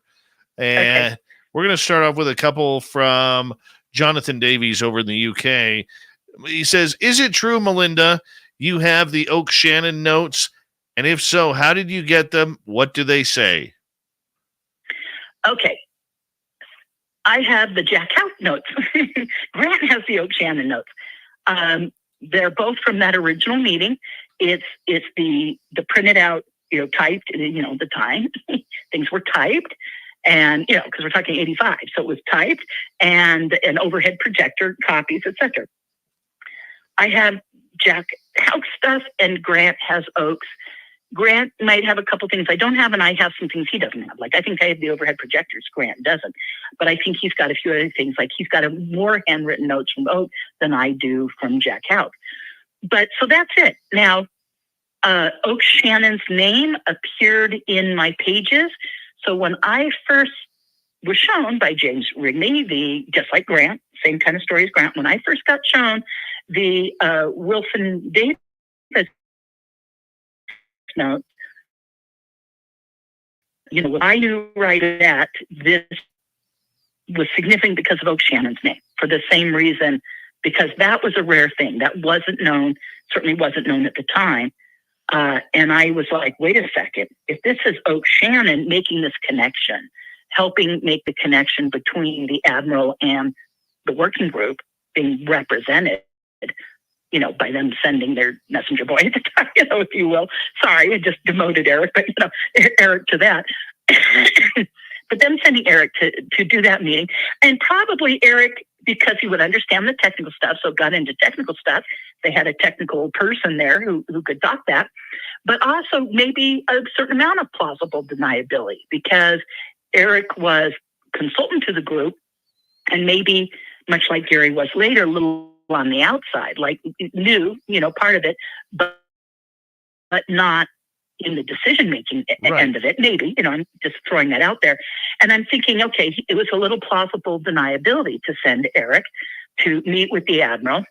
And the Admiral went looking after his meeting, goes back to the meeting with Greer and what happened there, showing up in his office, that he denied knowing anything, but it got him wondering, and he knew people that headed up the SAPs and asked them. I think it's exactly as it looks. To me, it's like straightforward. And these were Dr. Edgar Mitchell's notes, how they came up and how a researcher in Australia got a hold of them is all really well known by anyone who knows the story. I don't need to go into it now. But anyone who goes, well, I don't know that. Well, you just got to look into it. It's all there. It's been public now, and it's well understood. A researcher in Australia got them because he was working on a book with Dr. Mitchell, right. And then Mitchell died. He had these boxes of documents, showed another Australian researcher who is known in the UFO community. That person went to a friend of his that he knew in the community, who knew how to post stuff on Reddit without being flagged, and not traceable. And that's how they ended up on Reddit. I guess that guy's name is Chase. He's been interviewed now by a number of people. Grant already knew who he was, and Joe Merja, and now Joe's had both of Grant and Chase on talking about it. So I'm thinking that's all understood now. And I already knew a lot of that, because when I first got shown these and talked to James Reed, and Grant, so I knew back when they knew, or at least early on, and then talked to Dolan, who had come across them in his own way, but he had some information, I had some information, we shared, and there you go. So but again, when I was first shown them, just like Grant reacted and said, "Oh, Oak Shannon," I knew that was significant for the same reason. And I'm like, oh my God, this is the working group, and this is an obscure member. Like, no one knows this guy's name. It's not well known, and that flagged me, and other things that said it. And I'm like, this makes sense. I knew right away that J.A. meant John Alexander. That was clear, So it all just made sense to me. It was logical. Right. I didn't have a problem with it, because I knew the history of the group. And in fact, it was extremely logical. You could connect all the dots, and I knew the history of how the document was found. So there you go. All right, let's get to another question from Jonathan. Is Jim Semivan known as the Hammer? Chris Bledsoe says the Hammer is the family's protector. I've not heard that term. I don't know what Chris means, and he may, because Jim does have connections, or it could be someone else, because Chris has talked to all sorts of government people. So there could be someone Chris is talking to that he hasn't mentioned. I think that's likely. So it could be that person, or he may mean Jim. I unfortunately, I just don't know. But Jim's got connections, so if Jim is now, Jim's never offered me any kind of protection. I'll have to ask him. I'll go, are you giving people protection? Because where's mine, damn it? But I have not been on it. All right, let's do another. In all seriousness, over the years, because before Jim Semivan, there was my friendship with Ron Blackburn, who I need to see. We only got 3 minutes, and I want to get one more question in. Okay, Melinda. but and then Jack Haug. I think my friendship with some of these guys has given me some protection, and I don't say that lightly. And I think I have different things over the years. A lot of people who know me well, who know the full history of my stuff, would say they think that's probably true. Like, my being friends with them not only has given me some information, but I think it's helped me sometimes. Now, that doesn't mean I'm always going to defend them, because when they're jerks, I'll say it, And, all right. And that's kind of why I wanted to come out and be on. When you asked me to be on your program, I said yes, because I wanted to clarify what was said about Jim and why he's uncomfortable with the subject. His own past belief systems and his past job makes him not want to believe it's as deep as it goes. And that's the whole point, you guys. This is that deep. Right. The UFO subject in the cover-up goes that deep, and it's gone back for a long time. Thank God you talked about Nimitz to the present. Thank God the recent wording in the legislation that's passed, that's part of the next year's NDAA, National Defense Authorization Act, takes it back to 1947. As Thank it should. God. All right, one final question for you. We got 2 minutes. This from Christian. Melinda, do you think the darkness of the past is gone? Men in Black, suppression, threats. You know the stories. What's your take? No, it's not gone. I think obviously there's members that are looking and want to know, Gallagher and et cetera. They want to know, and they're digging, and thank God. Hopefully they won't let up. We're also not hearing from some of the ones we're not hearing, defending the good old boys network and the reverse engineering and the development of the technology by the aerospace corporations we're not hearing from. Yeah, I think that's safe to say, they're funding them, they're funding their political campaigns and whatnot, and they're not going to bite the hand that feeds them. And so we're not hearing from all of them. But it seems like these things that are coming up, these legislations and stuff, keep passing. So, and passing with fairly large margins. So I think there's more people in favor of it than not. And we're not hearing from the negatives. And that's interesting. But my labs haven't stopped. Abductees are still threatened. It's not gone away. And so there's like a dichotomy. I think there's those that want the truth out and those that don't. I think it's always existed. I just think those who want the truth are maybe winning right now. There you go. So that's what I see. But no, it's not. It's not gone away. I don't know that it ever will, because while we're getting parts, we're not getting all parts, and we're not having these guys bringing us disclosures sharing all parts. For 30 years they shared nothing. Did they suddenly become good guys? Yeah. But at the same time, it's changing, and it seems to be picking up, and we're going to have more whistleblowers and more disclosure. It's not going away, and we live in a very exciting time. Very true. Melinda, I want to say thank you again for coming on Spaced Out Radio. I love you to death, and I think you're one of the most beautiful people out there when it comes to this subject. Keep up your great work. Thank you. And thank you so much. Melinda Leslie, everybody. Coming up next, we're going to head to the swamp. Our resident swamp dweller is back for another spooky story. Then Super Duke is going to return for the Cryptid Report. Shirky Poo has the news at the back end of Hour 3. Spaced Out Radio continues right after this. And I'll join everybody in the chat. All right, Melinda, thank you so much for coming on, my dear. Appreciate you. In the chat, I'll sign off on the phone with you. All right? Yes. Thank you, Dave, for having me on. That was fun. I felt like, the only thing I didn't mention, I'll say it right now, so just so you two people are getting this. We were going to talk about, and I couldn't find it without having my laptop. I have it electronically on there. I thought I had it on my phone. I don't. Then I went digging and spent about an hour and a half digging for the hard physical copy and wasn't finding it, which is what I call the other document. When Wilson Davis came out and the emails and the email memos, there was another document in with those, which were all NIDS documents, National Institute of Discovery Science stuff. And a number of the guys mentioned in all the emails have backed that up and said, yes, those are the real emails, those are real. So there's not been any contest over that. And they said they were emails about things we were looking at the time. Now, it's been many years, so their views changed. So it's the information in them is like, well, maybe they thought that then, but they don't think that now kind of stuff. I think we all realize that. But right. They agree that those were NIDS emails. Well, those were given, those copies to everyone on the board and members and the Science Advisory Board, of which, again, that's Dr. Edgar Mitchell was on the Science Advisory Board. Well, there was another document that I call the other document nobody mentions.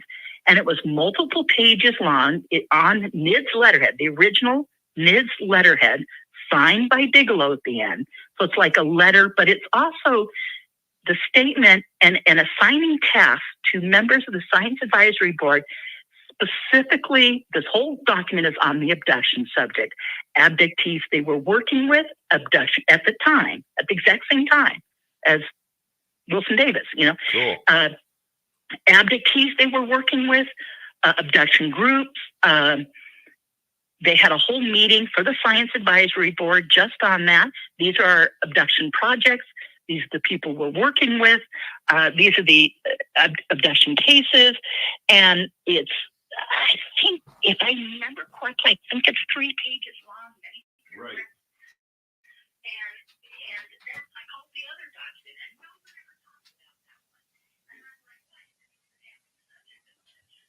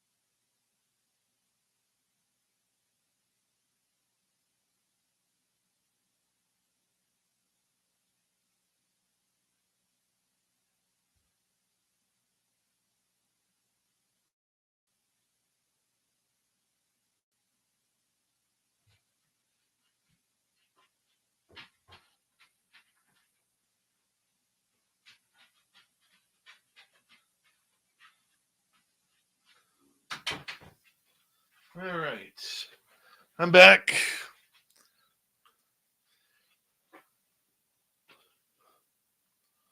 Here we go. Commander's here.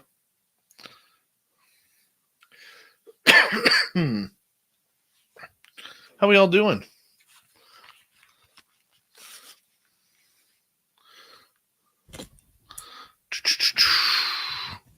Take these off. Thank you, Super Chatters, Thomas. See how we run. Bob, Christian, and Ken, very much appreciate the love and support.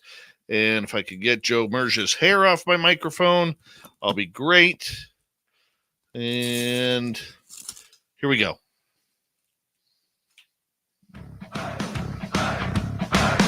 Would you like to connect with us? Head to spacedoutradio.com for all your latest show info. Now, back to Dave Scott and SOR. Here we go with the third and final hour of Spaced Out Radio tonight. Thank you so much for taking the time to join us. We very much appreciate earning your listening ears wherever you are on this beautiful planet we call Earth. Thank you to everyone tuning us in on our terrestrial affiliates around North America, digitally on Odyssey Radio, TalkStream Live, and KPNL. All of our archives are free. Join us at youtube.com/Spaced Out Radio. Do old Davey the favor, hit that subscribe button. The Desert Clam has set the password for tonight in the SOR Space Travelers Club. Yeep. Yeep is your password. Use it wisely, Space Travelers, as the Clam sets the password each and every night right here on Spaced Out Radio. Our website is spacedoutradio.com. We have a plethora of features for you. Rock out to Bumblefoot, read Shirky Poo's Newswire. Check out our swag as well. Follow us on Twitter at Spaced Out Radio, Instagram at Spaced Out Radio Show, and on TikTok at Spaced Out Radio.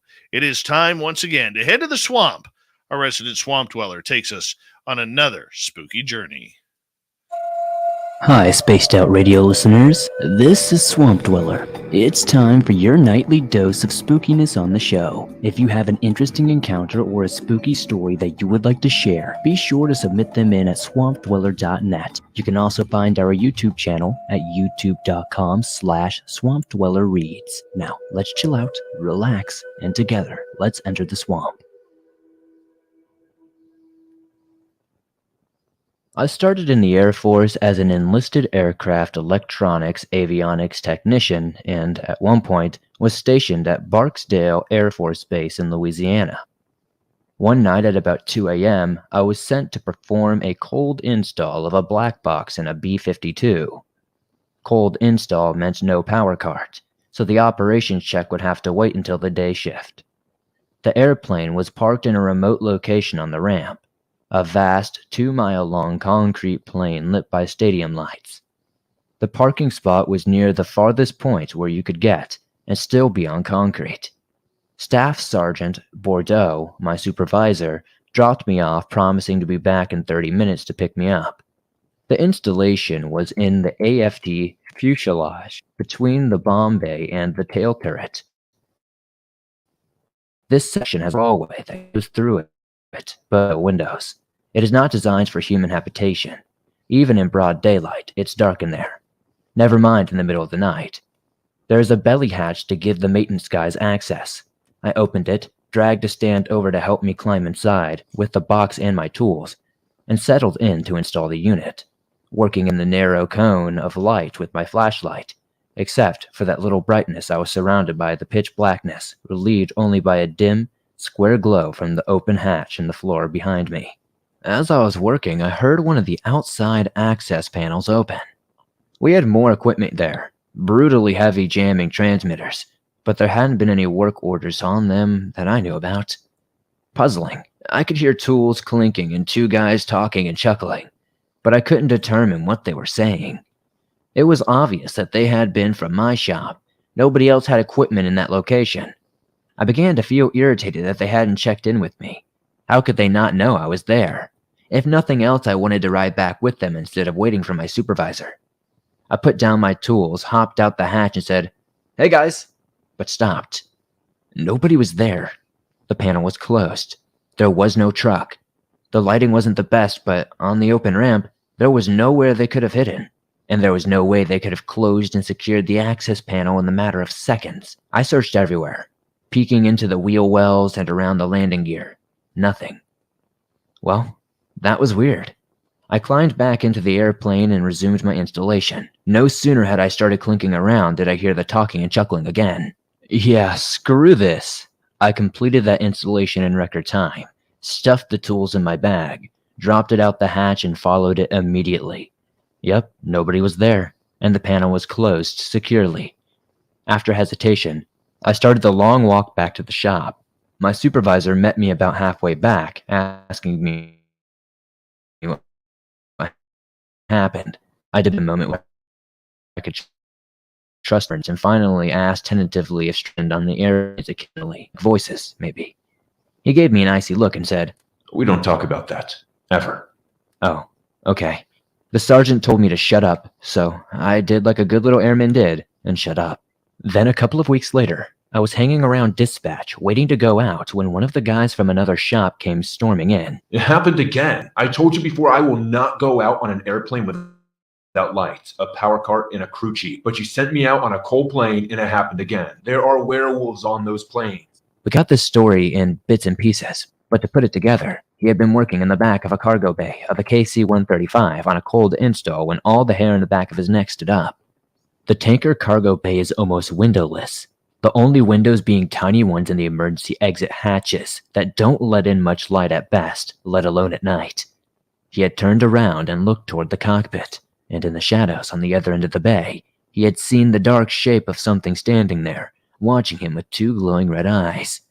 "Warning lights," we asked. "No power," he said. "No control. No lights." "Well, how about a backup battery or a capacitor discharging?" "Nope, because just as these comfort thoughts crossed his mind, the dim shape with the warning light's eyes cocked its head at him. That did it. He dropped everything, popped the AFT emergency exit hatch, jumped out, never mind the escape rope, and sprinted back towards the dispatch. In the aftermath, now that he had broken the ice with the rest of us, we all started comparing notes. It turned out that just about everybody had experienced something unusual at one time or another. As for him, he refused to go out to an airplane after dark ever again. Instead of retaking action, or a court-martial, the powers that be reassigned him to dispatch. He in turn went to great pains not to send anyone out to an airplane after dark without a power cart, a crew chief, and a supplemental lighting. The creepy encounters pretty much stopped. Later, over beer, one of the powers that be, a grizzled old master sergeant, shared some background on our little problem that traced back to the Vietnam War. It involved a shortage of aircraft parking at a U Tapo Royal Thai Naval Air Base in Thailand, a grove allegedly inhabited by Thai tree spirits and an impatient USAF wing commander. But that's hearsay. Maybe another time. And we say big thank you to the Swamp Dweller for coming on in with another weird, strange story. You can hear thousands of Swamp Dweller's reports right here on Spaced Out Radio and is on his own YouTube channel. Go to youtube.com/Swamp Dweller Reads, and you can check it all out for yourself. All right, let's get back to some cryptids here. It's been a while since we had the man, the myth, and the legend. From World Bigfoot Radio, here's Super Duke.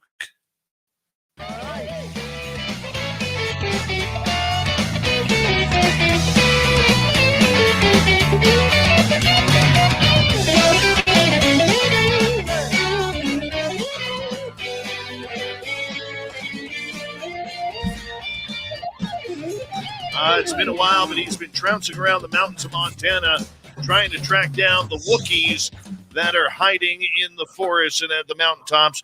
Super Duke, it's been a couple of weeks, but we're sure glad to have you back on the Cryptid Report here on Spaced Out Radio, my friend. Really glad to be back. It's been a blast. I got to see some of the stuff that Robin did to fill in for me, and she's always awesome. I hope you enjoyed having her around. Always, man. Between her and Bigfoot Michigan Rob filling in, you did well, my friend. You did well.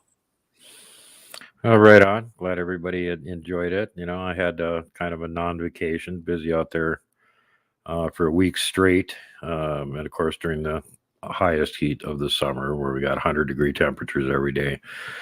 So camping, in those kind of temperatures in the afternoon, not very much fun. You're looking for shade, not walking around very much. And, probably the same thing the Wookiees are doing. But, the first week we ended up going up to our regular spot and, thinking we were going to get some camping in and we are going to film a Bigfoot documentary. And it kind of turned into an X-Files episode. And I'm not even sure how much I want to talk about it publicly right now. Oh, so super. let's skip ahead to the end of the week. Well, hold on here. Old Dave's going to put things in reverse here for a second. You can't give a little bit of a little glass of juice like that without us taking a little sip. Well, let's just say the person that went up there with me drove up 20 hours from California to come up here. He was up here last fall, and it'll be about 3 more weeks from now when William Lunsford was up here. And he was a UFO guy who became convinced by basically coming up here that, yeah, Bigfoot's real. So he wanted to come back and do it again. And at one night, we were sitting there staring at the nice clear sky, and it was dead still. And he had his night vision goggles on, so he sat back in his lawn chair and just stared at the piece of sky that was above him. Counted 20 UFOs in 1 hour. At one point, there was 3 going in his field of vision simultaneously. And that's not even the X-Files part. But there's a teaser. You'll have to wait until this weekend to see the raw video. The next week, the end of the week, after coming back and re-provisioning for a day, we went to where the Montana megaliths are, where, of course, we're not looking for Bigfoot. We're looking at the megaliths. And while we were up there tooling around, we got a new guy on our team that's got an ATV, which made it a lot easier to zip down all these little back trails and explore a lot more thoroughly than trying to beat the living hell out of your 4-wheel drive truck getting in there. So consequently, we went to one place that I had been the year previous and filmed some of the rock formations that looked really suspicious, and we just hadn't had time to get any further up it, but this time we did. So we went back to that spot. We pulled into the little offshoot off the road there, and this is like a 1-lane dirt road that's so rutted, regular vehicles are kind of asking for it. They usually use it for ATVs. And there's a couple places you can get an actual vehicle in there where you can camp. This isn't one of the real campsites. It's just kind of a pull off on the top of one of the steep boulder strewn ridges there. And it's got a little fire ring. And one thing that it didn't have in there the previous year when I was there, as soon as he pulled up on the ATV with new guy driving the ATV, I said, "See that right there?" And he goes, "What?" And I said, "It's a teepee." I wasn't there the year before. But now they got this nice teepee structure set up right there on the edge of this big rock outcrop. So that encouraged me to want to climb up even more and poke around on some of the more inaccessible parts on it. Sure enough, found 2 tracks up there. So they're, for some reason, up on this one particular rock formation. We didn't get quite up to the top of it. It keeps going up like palisades on a castle where there's like walls that are 10, 15, 20 feet high of stone. And you got to find some way to get up those. And then there's another flat area with the same thing again. And it just keeps repeating. It's really strange. So we got part of the way up there, and I turned around and I looked back down toward where we had come up to get my bearings. And I could see the roadway below me, and I could see the next ridge over, and I could see the ridge beyond that.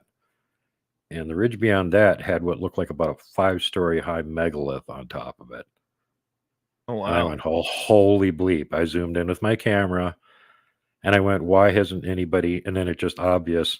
There's only that one road. It's way down below me. When you're way down in that valley, you can't see that second ridge unless you're an idiot like us and you climb up to the top of this stupid thing for some reason and look back in that direction. You're never going to see it's there. So we climbed back down, got in the ATV, and worked our way with ATV trails around the far side of where this big double ridge line is. And I got video of it from that side too, which shows yet another megalithic, weird-looking structure right on the top of this ridge. It's square, and it's got a flat top, and it's about 4 stories tall. What the hell? That also does not look normal. And the one that I could see from the other side is back behind it yet. So now we know how to get to it, basically, but you're still going to have to hike in the better part of a mile from where the ATV trail dead ends and then go up a really steep slope to get to it. But we should be able to find it the next time we get back there. So that was all the fun on that one. And I just spent 4 days fighting with my internet. I had no internet, and my computer decided it wanted to update for 6 hours straight, which just ended about a half an hour ago. So I'm amazed I'm even on right now, Dave. Well, we're glad you're here, buddy. We're glad you're here, and thank you for taking a good trip and a hiatus. I mean, hey, everybody is allowed that. And you know what? Did you get to see any good evidence up there of the Sasquatch? Well, my aim is to come back with the evidence on video or audio so that I can share it with everybody. So just because I see something doesn't mean anything. That's just hearsay. It's just me saying it.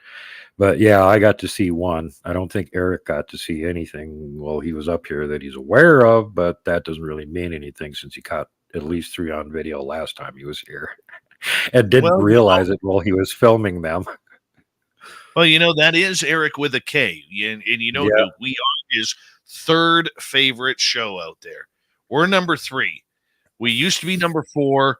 We moved up to number 1, dropped to number 2, but he hasn't been around, so I think he's dropped us back down to number 3. Nah, he's just in the run around and go research things season, so he's not paying any attention to shows right now. Wait until winter. He'll be back all over your show again. I just love bugging him. I love bugging him. Oh, he's a hoot to camp with, too. He brought his cats with to go cat camping. And, yeah, that was fun. They don't come when they're called like dogs do. They're less prone to chase a deer, but they're a lot less prone to come when they're called. They've disappeared somewhere. So they were a handful. And of course, I had Sushi the Adventure Dragon with, and he had the usual fun that he always does. We actually got some epic video of him sneaking up on a whole bunch of flies that we had spilled something sweet on the ground. So every fly in the universe is there trying to eat it. And he noticed, hey, big cluster of flies. And he's doing the leopard stalk, take a couple steps, stop. Take a couple steps, stop. Until he could finally get close enough to snap at him. And Eric got the video where he got like 3 or 4 of them in his mouth with one bite, which is pretty hilarious. Oh, the mighty dragon sneaking up on the flies. You are so huge and dangerous. But yeah, the 2 high points from the valley that I can talk about. This is the Valley of the Giants that we're usually at, in the middle of the Sapphire Mountain Range. It was really still while we were up there. This is the most still I have ever seen it up there. 4 consecutive days of like no wind, dead still. And as soon as the sun goes down, it's cold enough. There really aren't any insects whirring, chirping, clicking, making any noises like that. You don't hear much in the way of birds or anything. No owls. Dead still. 11 o'clock at night on the second night. If you ever heard the sound of a musket being fired at close range, it doesn't crack, it booms like a cannon. Well, amplify it as if it was a cannon, and amidst the dead stillness, all of a sudden from about 150 feet away across the slough, we hear boom! And we're like, whoa! And it sounded like the Incredible Hulk had taken a railroad tie and smacked it into a 3-foot thick tree with a lot of his strength involved in it. Man, that was loud. And I said, hey, guys, how you doing? And Eric said, knock it off, Duke. Quit joking around. I wasn't joking around. I know I was making a noise like that. But they were not very vocal while we were up there. The only things we heard, besides the gigantic wood knock and about a dozen other wood knocks, was something they don't usually do, which is rock clacks. We heard a couple of those. And those are like, for sure, if you hear rock clacks, it's either humans or Bigfoot. There's no other choices what's doing that.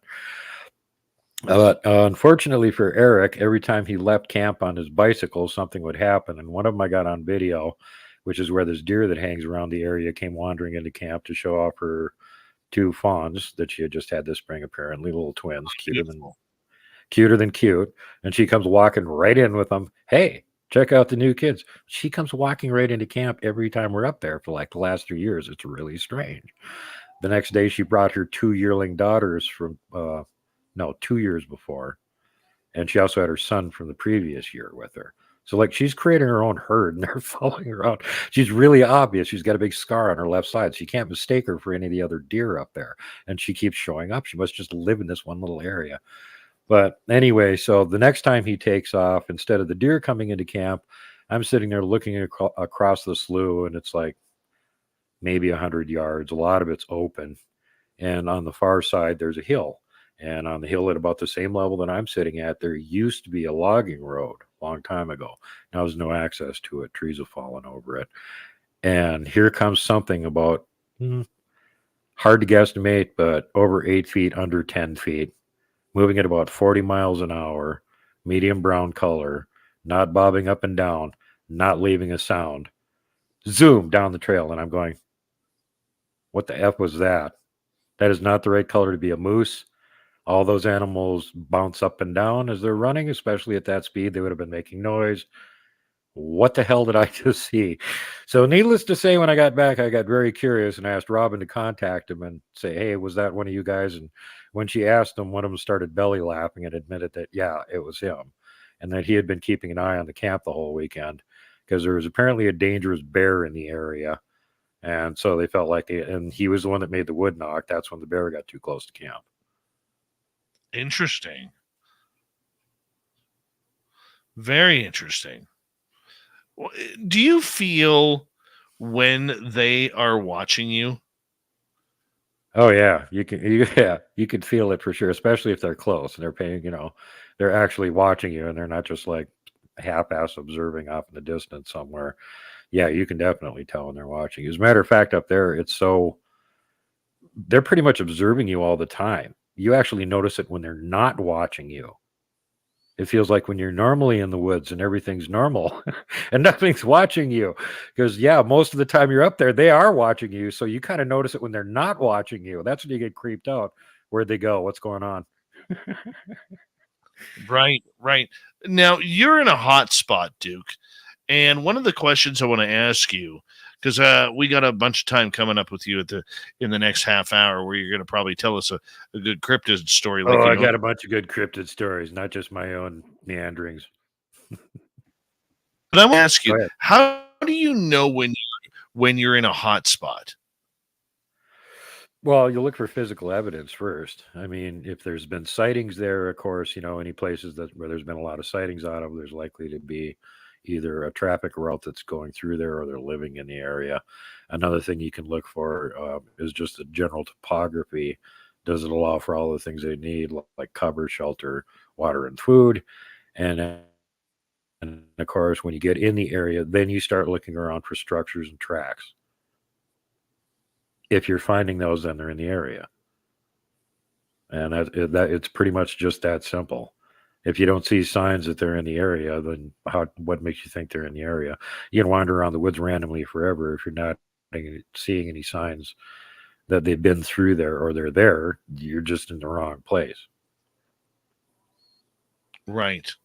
Well, that makes a lot of sense, but so when you go into your area, 30 seconds here, what do you look for the signs? Well, first thing I'm listening to any kind of out of the ordinary vocals or other things that we shouldn't be hearing, things that they're mimicking, stuff like that. And then beyond that, it's check the usual places where there's high activity and see if you can find tracks there. And in my main research area, I know where they hang around a lot. So I can pretty much go there and almost guarantee I'm going to find tracks every single time I go there. Because I just know where their routes are, what they're walking through, or where they just like to hang around. I know where the kids like to hang around. I can always find juvie tracks. And they're hard to find. Super Duke from World Bigfoot Radio. We'll be back with a cryptid tale when we return on Spaced Out Radio right after this. Stay tuned. We continue with the final half hour of the Mighty SOR next.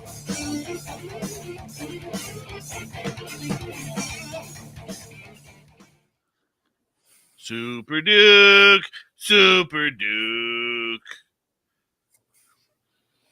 Got more adventures to go yet this year. Perhaps the most epic one ever coming up. I got a special guest from Falk, Arkansas coming up to go camping with me. Probably going to be up here by this weekend. And he's very famous because he was in the earliest legendary documentary on Bigfoot, The Legend of Boggy Creek. It gave all the kids nightmares when they were my age, when they were little kids. And he played the part of the Boggy Creek monster. Keith Crabtree, the Boggy Creek monster himself, is coming Right. out to go camping with me. So that's going to be a blast.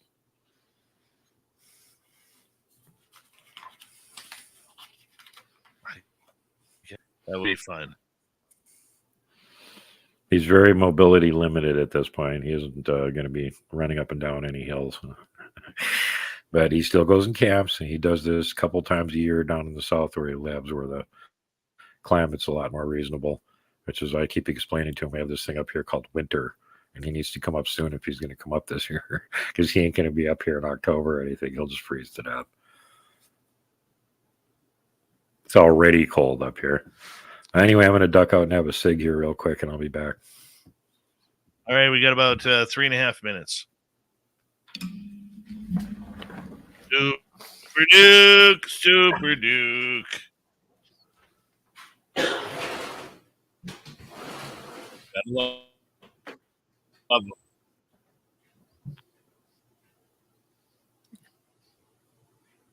Trust me, he loves it when you sing the Super Duke song.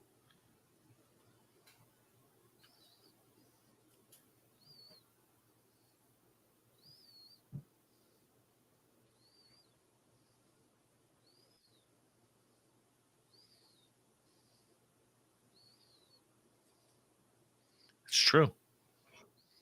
Totally true.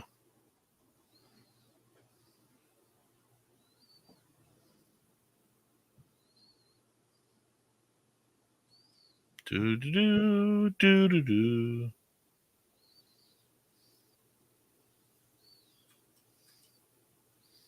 Hope you all have had a good night.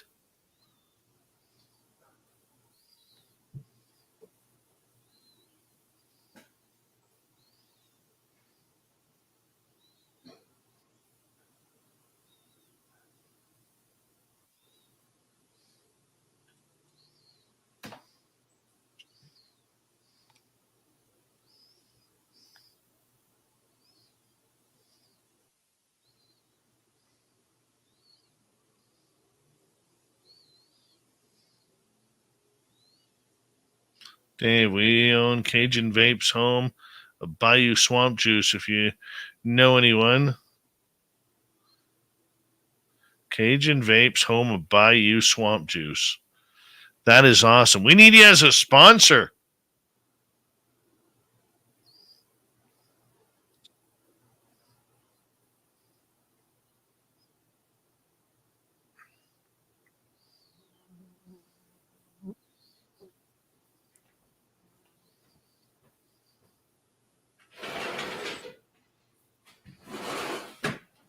Here he comes. Watch his face.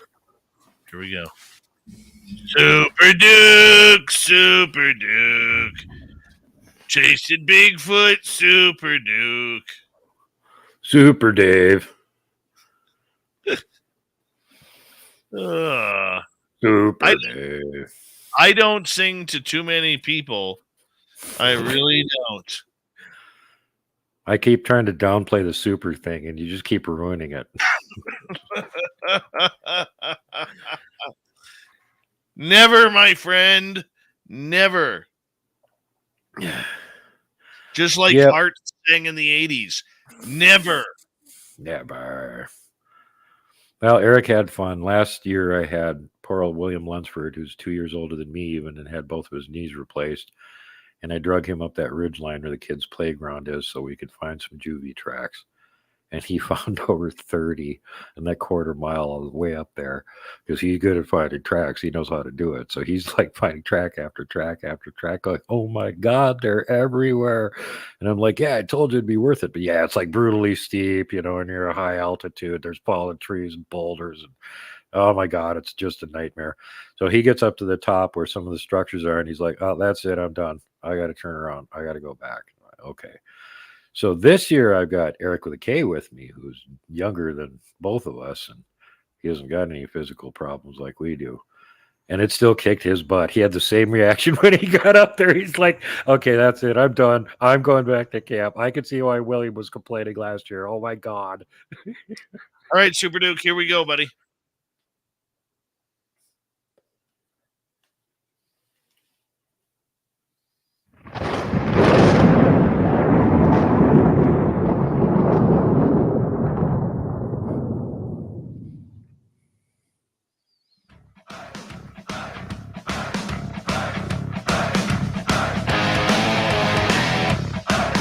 3rd. We're heading for home tonight on Spaced Out Radio. My name is Dave Scott. Thank you so much for taking the time to join us. We very much appreciate it. Want to remind you that if you missed most of this show or others, check out our free archives at youtube.com/Spaced Out Radio. Do old Davey the favor, hit that subscribe button. Our website is spacedoutradio.com. We have a plethora of features for you. Rock out to Bumblefoot, read Shirky Poo's Newswire.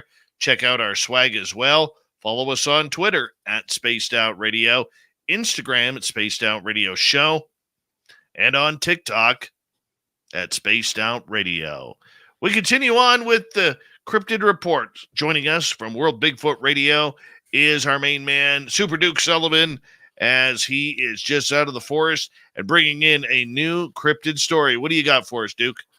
Oh, man, I got so much stuff for you, Dave. I can't even begin to tell you. But first, a quick Duke 101. Because I'm just as whizzed about certain things as you are, and this piggybacks on people with agendas. And you've already mentioned certain UFO organizations. And you've also mentioned another one's initials are very similar to basically fake research organization. And I'm not even going to talk about them. I'm going to talk about some real problems. People that present themselves as researchers and have TV shows and are portrayed on the TV show as the leading experts. And they're making up all this crap. And they just got busted big time by Thinker Thunker. Everybody go over and check out his channel. Latest video. He takes them to task big time because they have previously unknown Bigfoot calls recorded. And he got the previously unknown Bigfoot calls. And he's really good at audio engineering and breaking things down and looking at the sound wave on it and comparing it to known things. And as it turns out, this previously unknown Bigfoot vocalization is previously unknown because it wasn't a Bigfoot vocalization. They had taken a wolf call, doubled it, and then changed the pitch on it to try and pass it off as a Bigfoot call. So this TV show that's name is very similar to Hoaxpedition Bigfoot is a complete fraud. Don't waste your time watching them. And now with that, let's get on to the report. Can I just call them Not Finding Bigfoot? Oh, I'm not even talking about those guys. that they have to do with the basically fake research organization. I'm talking about the Hoaxpedition Bigfoot team. Oh, okay. There you go. All right, moving on. Moving on. This again is up in Dave's area, and this is a longer retelling of something I briefly mentioned before. The story of Muchele Harry. And this is a short version of Peter Burns' retelling. According to the Indians, there was once a large number of Bigfoot living on Vancouver Island, a large island, 12,408 square miles in area, off the west coast of British Columbia. The Indians knew about them, feared them, and respected them, but granted that they were harmless. One of the Indians of the Nootka tribe who lived in Nootka in 1928 claimed to have been carried off by them and held captive for some time. The story told to me by Father Anthony Terhar of Mount Angel Abbey in Oregon is a curious one. Father Anthony, a much-loved missionary priest who traveled the west coast of Vancouver Island for many years, was living at Nootka at the time of the story, and he knew Muchele Harry very well. Muchele Harry was a trapper and something of a rarity among his fellow tribesmen. He was, according to Father Anthony, a tough, fearless man of excellent physique. In the course of his trapping, he was wont to spend long weeks in the forest alone, something the average Indian did not do in those days. The Indians of the coast were apparently a rather timid people, and they seemed to regard the deep forest as the home and territory of the Bigfoot. When they went into the deep inland forest for any reason, they never went alone. Muchele Harry was different from other Indians. He went in the forest alone, and he feared nothing. Late one autumn, Muchele Harry set off for the woods. Let's go, excuse me, click down a little too far here. With his traps and camping gear, his plan was to set out a trap line and stay in the woods for several months. He headed for his favorite hunting area, the Canuma River at the head of Tlapana Inlet. From Nootka, he paddled his own canoe to the mouth of the Canuma. There he cached the canoe and headed upstream on foot. Approximately 12 miles upstream, he made his base camp and, after building himself a lean-to, started to put out his trap line. One night, while wrapped in his blankets and clad only in his underwear, He was suddenly picked up by a huge male Bigfoot and carried off into the hills. He was not carried very far, probably a distance of about 2 or 3 miles at the most. When daylight came, he was able to see that he was in a sort of camp under a high rock shelf and surrounded by some 20 Bigfoot. They were of all sexes and sizes. For some time, they stood around him and stared at him, the males to the front of the curious group, females behind them, and young ones to the rear. Mutually Harry was frightened at first, and his fear grew to terror when he noticed, he said, the large number of bones lying around the campsite. When he saw these, he was convinced the Bigfoot were going to eat him. The Bigfoot did not harm him in any way. Occasionally, one came forward and touched him as if feeling him, and when they discovered that his skin was loose, which was in fact his woolen underwear, several came forward and pulled at it. So they're giving him snuggies. While they looked at him and examined him, Mutually Harry sat with his back to the rock wall and did not move. He was cold and hungry, but his thoughts were only on escape. Sometime in the late afternoon, curiosity on the part of the Bigfoot seemed to slacken, and with most of them out of camp, probably food gathering, he thought, there came the opportunity that he needed. He leaped to his feet and ran for his life, never looking back. He ran downhill toward where he guessed the river to be. Sure enough, he soon came to his campsite. In what must have been blind panic, he bypassed his camp and ran for an additional 12 miles to where his canoe was cached at the mouth of the Kenuma.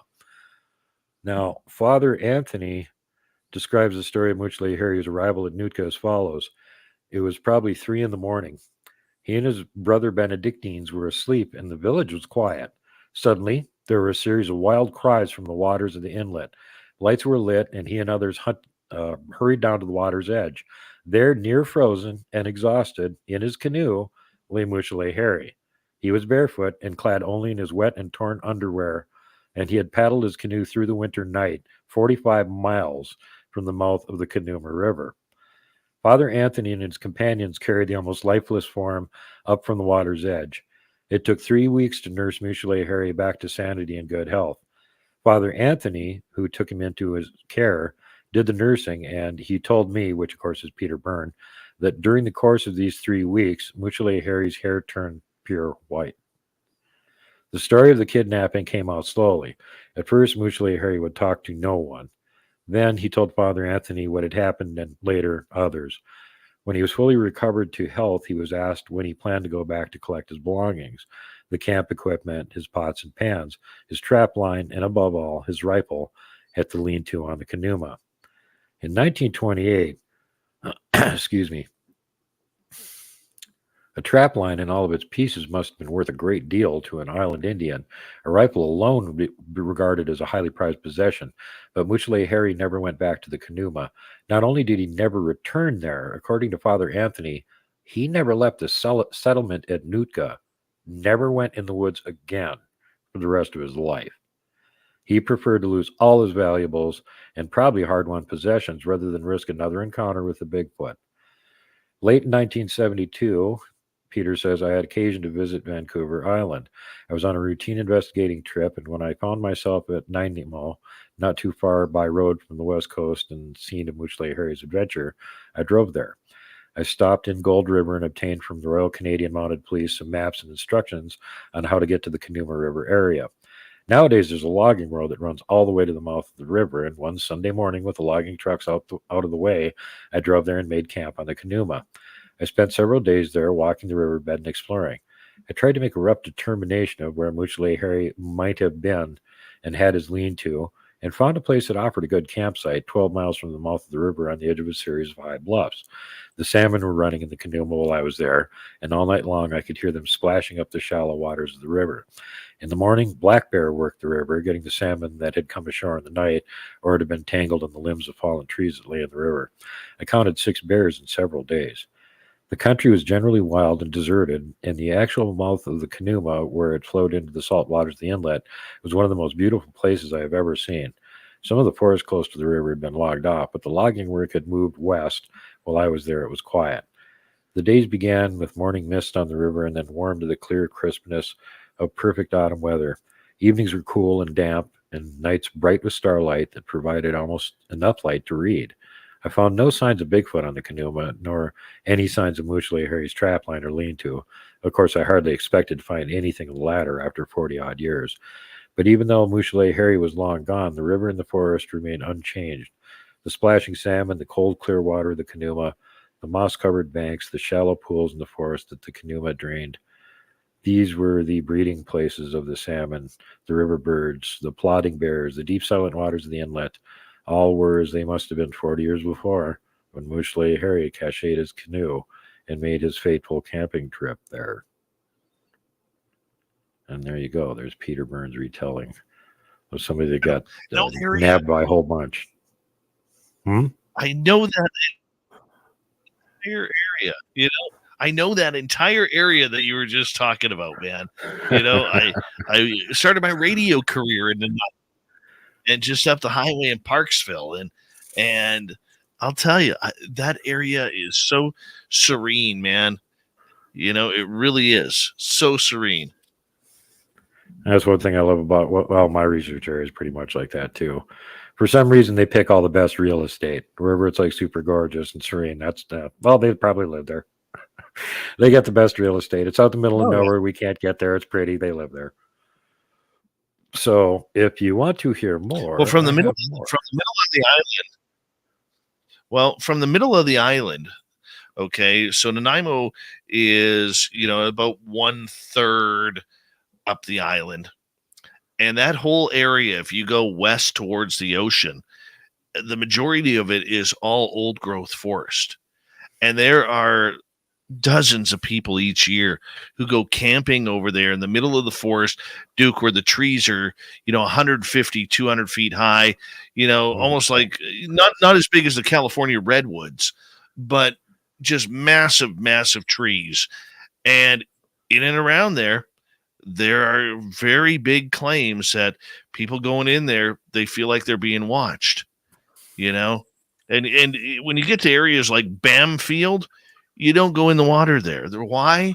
Because a number of years ago, about 25 years ago, there was like an 18 or 20 foot great white shark caught in that area.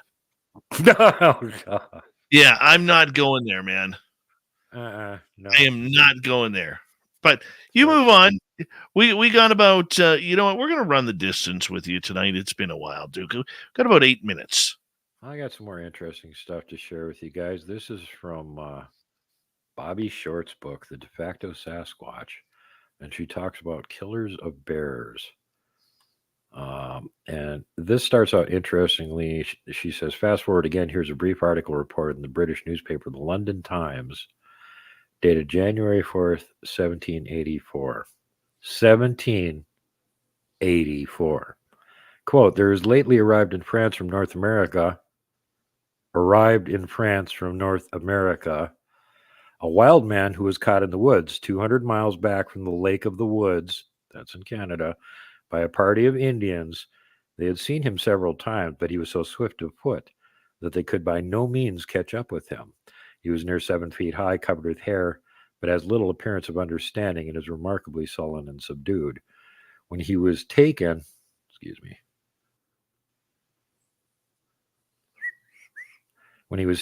half a bear was found lying by him, whom he had just killed. That's all they have of this story in here. Now, I've been trying for a few years to find the original version of this because, believe it or not, it's like 3 pages long. There's a ton of detail in there. This guy was up there with an entire crew that was supposed to be building and setting up a logging mill and then going into production logging and floating all the logs.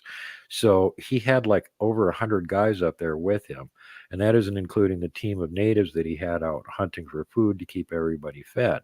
And that's when they ran into this thing, because a couple of the natives ran into this weird thing and said, hey, boss, there's one weird critter up here. They're really dangerous. You probably don't want to go in that area. And he was like, oh, well, let's go capture it. So they took everybody with guns and went all there at one time, and they managed to actually shoot it in the leg, tie it up, captured it. After they had it in camp for a couple of days, 2 of what they called cubs, apparently its offspring, also came into camp. And then they reported that they had shipped it off over to Europe. Well, here's this other short report. Well, it's in France, came from North America. The other story from over here gives you a lot of specific details on this thing. And if there's one thing for sure, that wasn't any Bigfoot. The description matches a gugwi exactly. So that's very creepy. But getting back to the rest of it, legends of the Sasquatch being a killer of bears is traceable as far back as 230 years ago. In the London Times news clipping, talks about that again. There's a clear sketch of a hairy man being pursued by dogs a full 460 years ago in Queen Mary's Psalter, her Book of Psalms, on the other side of the Atlantic Ocean. Great Britain is not currently considered a land where the Sasquatch lived, but their queen had knowledge of the hairy man. Great numbers of Sasquatch seemingly know, perhaps instinctively, that they're safer, perhaps accepted in the confines of Indian reserves and in the surrounding lands. Almost every so-called hotspot attributed to Sasquatch is on land that either was or is occupied by people of Aboriginal descent. And I agree with that to a certain extent. There's some areas where the natives just never went there. It was taboo for them because apparently they knew who lived there and it was their territory. And a lot of those areas have since then become part of national forests. So there's still nobody living there. At the height of the slavery era, the New Boston Gazette newspaper ran an article about how a primitive-looking creature sighted on the summit of North Carolina's Bald Mountain, now, of course, Madison County. The article was written rather primitively during the height of the slavery days, May 17, 1793. The article spoke of an unnamed man who lived on the South Fork of the Saluda River. In the main correspondence, he described a man-beast seen frequently in the Western Territories. Perhaps with some degree of exaggeration by journalists of the day, he said, and I quote, "This animal is between 12 and 15 feet high and in shape resembling a human being, except for the head, which is in equal proportion to its body and drawn in at the neck, somewhat like a terrapin. A terrapin is described in the early Virginia era Algonquin as any of the family of North American terrestrials, especially a tortoise or large land turtles. It's a strange way to describe the neck of a primate." Continuing on, the reports contain one of the first references to a Sasquatch that was shot. The article reads, "Its feet are like those of a man, flat and about 2 feet long. Hairy, which is of a dark dun color. Its eyes are exceedingly large and open, and the hair on its head is about 6 inches long. It stands straight. Its nose is what is called Roman.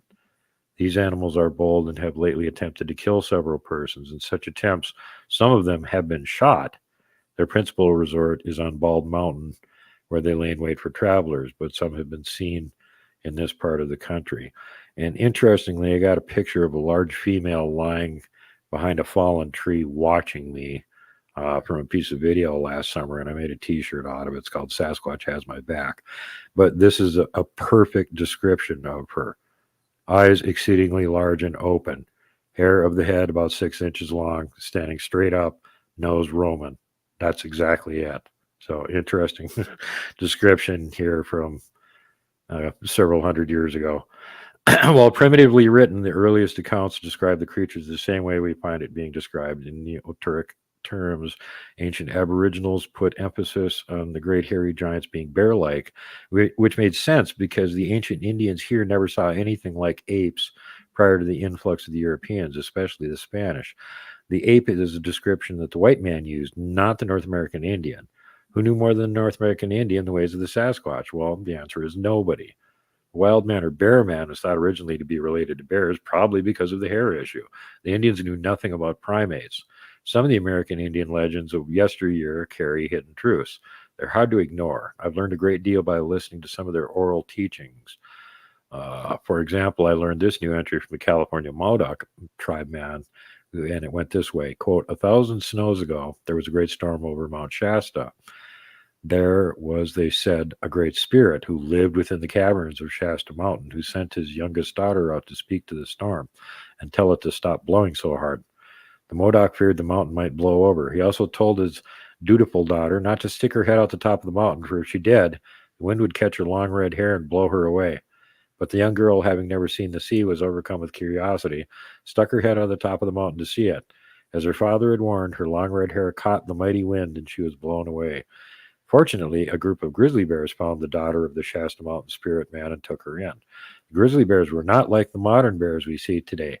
They were more like humans, walking on 2 feet. And when the great spirit's daughter came of age, she married the oldest grizzly bear's son. Their children were then a combination of Modoc and Grizzly Man, having the nature of both. They were the first Modocs. I was fascinated by the description of the Grizzly Man in the Modoc legend. It's another example of coupling between the Indian and the Sasquatch, this time by choice, not by kidnapping. The Modoc of old used the term Yahas to describe the hairy man of the mountains. And now this gets into the Wendigo. In his booklet, Primitive Man, the Reverend Joseph E. Guinard wrote about the Witico among the Tete de Bolé people.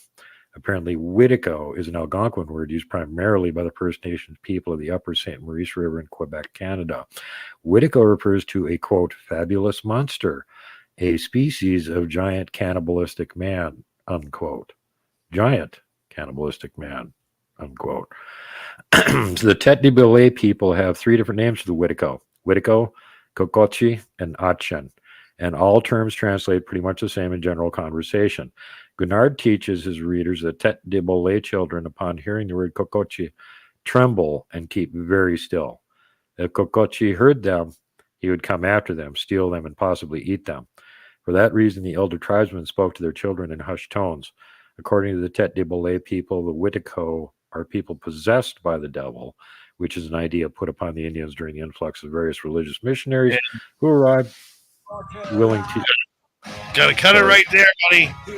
Gotta cut it right there. You did awesome, Super Duke. We love you, man. World Bigfoot Radio. We got Mr. Ron Bumblefoot Thal rocking in the background with Little Brother is watching. Bumblefoot is the official music. Spaced Out Radio, rocking us in and out of every single show. Get your horns up for the guitar god himself. Special thanks to everybody listening in at home, at work, in your cars, wherever you may be. Thank you to everyone in our chat rooms tonight. YouTube, Twitch, LGAP, Facebook, the Space Travelers Club, and on Twitter at hashtag Spaced Out Radio. I know Super Duke's out there somewhere. Remember, this show is copyright by Spaced Out Radio and SOR Media Ventures Limited. Thank you so much for tuning us in tonight, because together, my friends, we're watching. We own the night. Mr. Bumblefoot, we need a favor. We need you to take us home.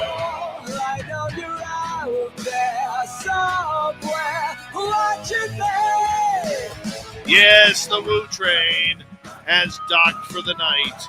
But soon, my friends, we shall ride again. The seats are always available. Your tickets never expire.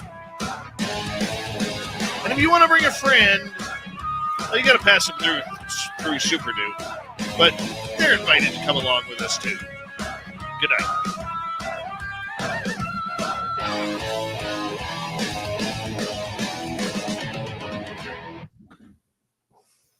Super Duke, Super Duke. Yeah, sorry I didn't get through that last part. I was like lost track of time there. Finish it up right now, dude. Yeah, it's actually pretty good. This is really creepy shit. Yeah, go for it, because man. you think they're talking about like, oh, it's just these spirits and stuff, and it's like they're talking about flesh and blood things that are eating people. You're like I like, said, that you're like, hey, that sounds like Eric with a K. Eric with a K, yeah, here we go. According to the Tete de Bolé people, the Witico were possessed by the devil. According to we already said, various religious missionaries may have given this idea to them. Reverend Guinard calls the Witico a fine flower of wickedness. There was no such thing as a good Witico. The Reverend also wrote that the monsters were both male and female, but they never lived together as married couples. If by chance two Witicos encountered each other, a dreadful fight ensued, and the victor devoured the loser of the match. The interesting part of character of the Witico was that Guinard wrote that summer and winter, the Witico went naked, never suffering from the cold. And of course, we know that's the same thing with the Sasquatch. They don't get cold and they're not wearing clothes. Today, we see many such instances of tracks recorded in snow that travel over great distances. Approximately 1881, the Reverend Guinard wrote, quote, "The Witico wore no clothing. Summer and winter, he went naked and never suffered cold. His skin was black, and he was seen sometimes rubbing himself against fir, spruce, and other resinous trees. After he was covered with gum or resin, the Whitico would roll around in the sand, and in other descriptions, it says rocks and pebbles. After several applications of gum and sand or rocks, Whitico looked like a man made of stone. And yes, this may have been the origins of the terminology for the Algonquin stone giants, or Genosqua, by the white man as he passed through Indian territories. The strange behavior by the Whitico is repeated in many other native teachings. Guinard also says the Whitico has no lips. His mouth was frightful and menacing. His breath passed through his enormous crooked teeth with a sinister hissing. His eyes were big and rolled in blood, which I would, of course, assume means that they're red. And of course, you hear that in reports with angry Sasquatch, too, with red eyes. He says, as I read through Reverend Guinard's work, I came away with the impression that he was more afraid of the Whitico than the Indians were. It was apparent in his work. So there you go. That's from, somebody who was actually one of the first missionaries to reach the tribe and actually talk to them, and was interested enough to actually record what they had to say about some of this stuff. So, thanks to some of these early guys that made it to them, we may not agree 100% with what they were doing there, but at least they had the sense to do some kind of anthropological work and document some of the stuff that they came upon when they got there, instead of just letting it vanish. Now we've at least got some kind of an impression of what their ideas were and stuff. And the whole thing with the Wendigo and the Whitico and everything gets really complicated, because it turns into like 3 or 4 different legends, but they're all closely interrelated. And it's not only the original native legends, but then as the white man came into the area, they added details onto it, which the natives never said anything about, like a Wendigo having a deer's skull or something like that. The natives never said anything about that. That's totally an invented thing the white man added onto it. And then you got the early fur trappers in Maine and those areas and stuff that were competing with each other. There was apparently an enterprising Irishman in the area who was trying to compete against the local French fur trappers, and he knew they were very superstitious about the Wendigo.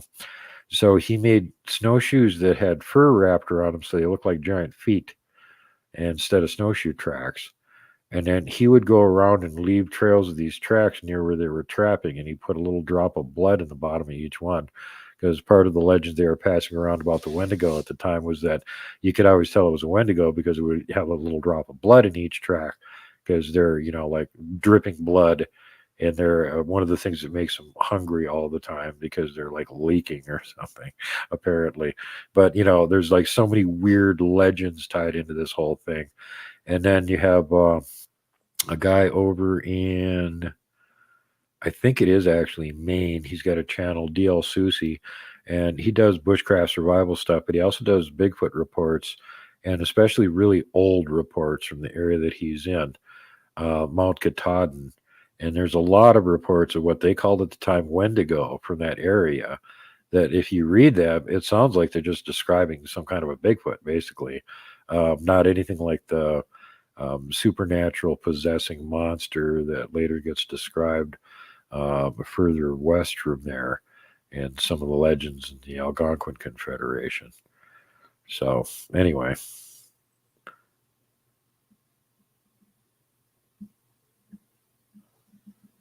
I can see the chat room if anybody has a question.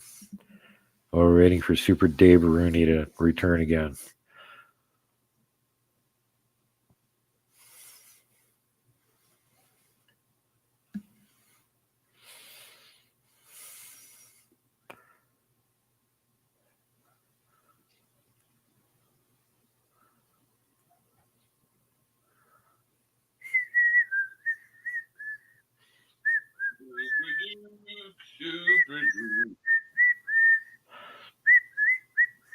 That's good whistling. Yeah, you just have to go.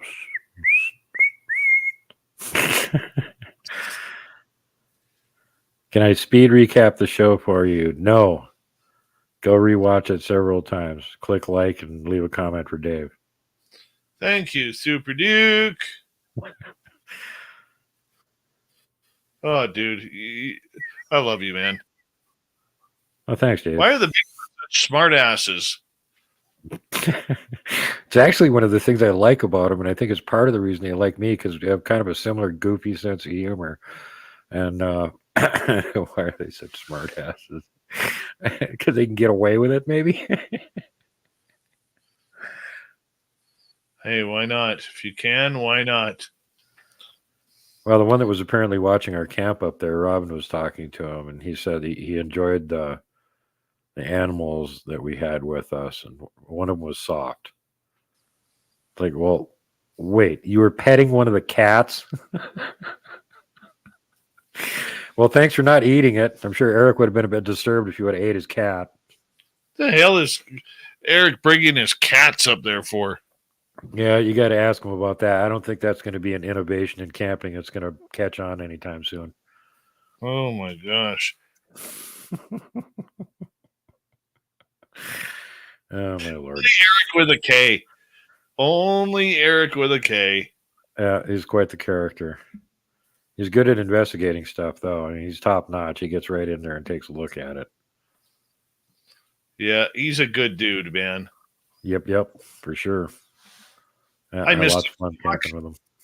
Raul, how you doing? Well, I'm just so thrilled that we managed to keep a signal going this long without me having to actually use an Ethernet cable, which I can't get to work right now. So thank God it's actually working, and I got my friggin' Wi-Fi fixed. Well, that's good. Yeah, I'm telling you.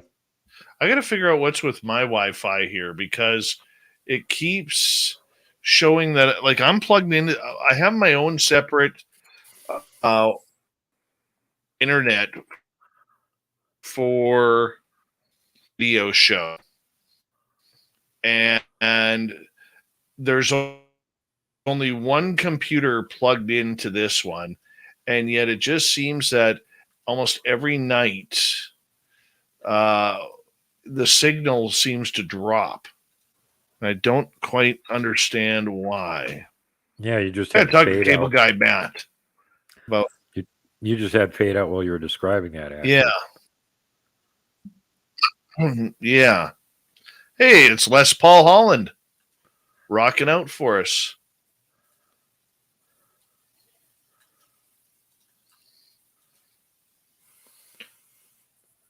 Well, something's got to eat them understand. kangaroos, Paul.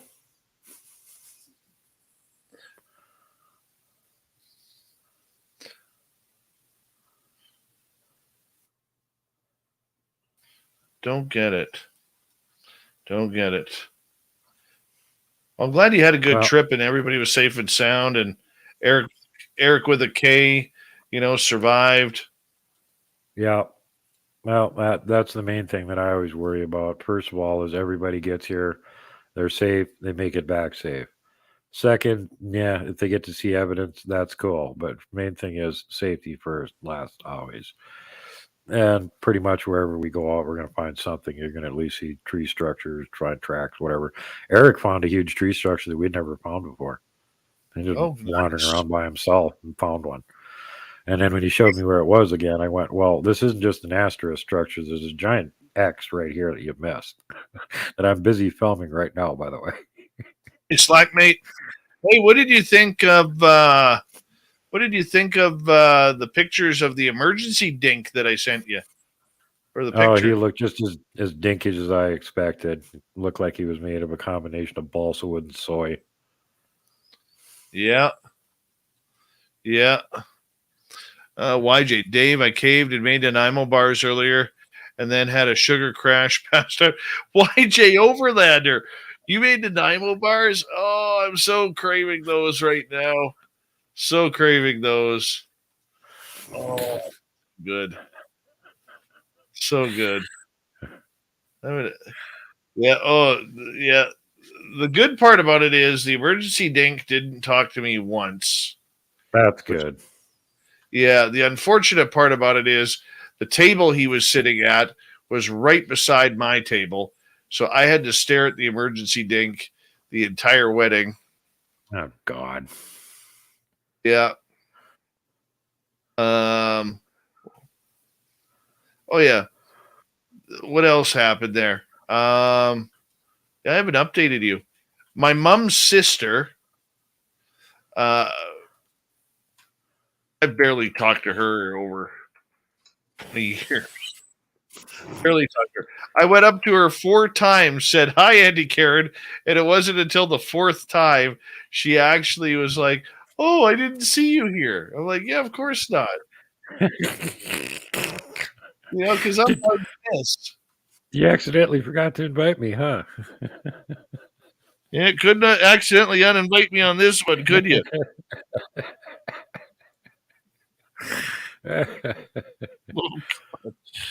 I wish I was making this shit up, dude. I really wish I was making this shit up. Then my sister, my oldest sister, who's just a haggis, she's not talking to me. She hasn't talked to me in a couple of years. She thinks I screwed her over on something, which I did not. But when she gets a bee in her bonnet, that there's no changing that. And so I walked up to her. I'm like, "Hey, sis, how you doing?" Silent treatment. I'm like, really? You're not going to talk to me and even say hello to me at our nephew's wedding? She goes, "Nope." I said, well, it's good that you're being a fucking asshole. Right?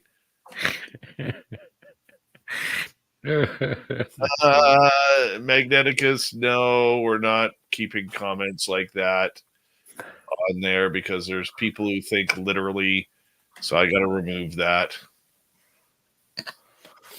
Yeah, I had a friend that he had this alternate plan to do something really fun, and then at the last minute his family went, "Hey, we're going to the condo in Vail for a couple weeks," and he's like, "Oh God, no, not have been stuck with you and my sister for 2 weeks." Well, his mom and dad were Marge and Frank, who he referred to as Barge and Rank, and he's showing me the video when he gets back of some of the film of, whoa, here's their condo, and here's hiking around the hills, and there's mom and dad. He says, "Oh, there's Barge and Rank." Then here comes his sister up the trail, and he goes, "And here's a rare example caught on film of the Rocky Mountain warthog." He didn't get along with her very well. No. Oh. I just laugh because my sister, I'm just waiting for you have that one moment you're just waiting for. I'm waiting for that moment. With cat-like readiness. Oh. My sister, I probably shouldn't say this on the air, but fuck it.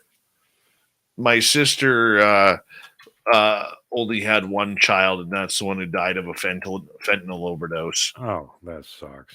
Right? And so I give her some leeway, but my sister wasn't a very good mother to him. And one of these days, she's going to open her mouth the wrong way, and I am just going to explode and let it all out. And that's not a promise, or that's not a threat. That's a promise. Because if she was any type of a decent mother to him, we'd probably still be alive. So, am I harboring resentment? Oh, hell yeah. Oh, hell yeah. You know that when you get a child, you don't get an owner manual with it, and you should. But then again, some people should be required to have a license to have a kid too. So there's arguments both ways on that one. Well, Duke, when you're 58, 59 years old and you're still trying to party like it's 1982 and AC/DC's Back in Black album is just still freshly released. Hmm. No, I have no ties. No ties.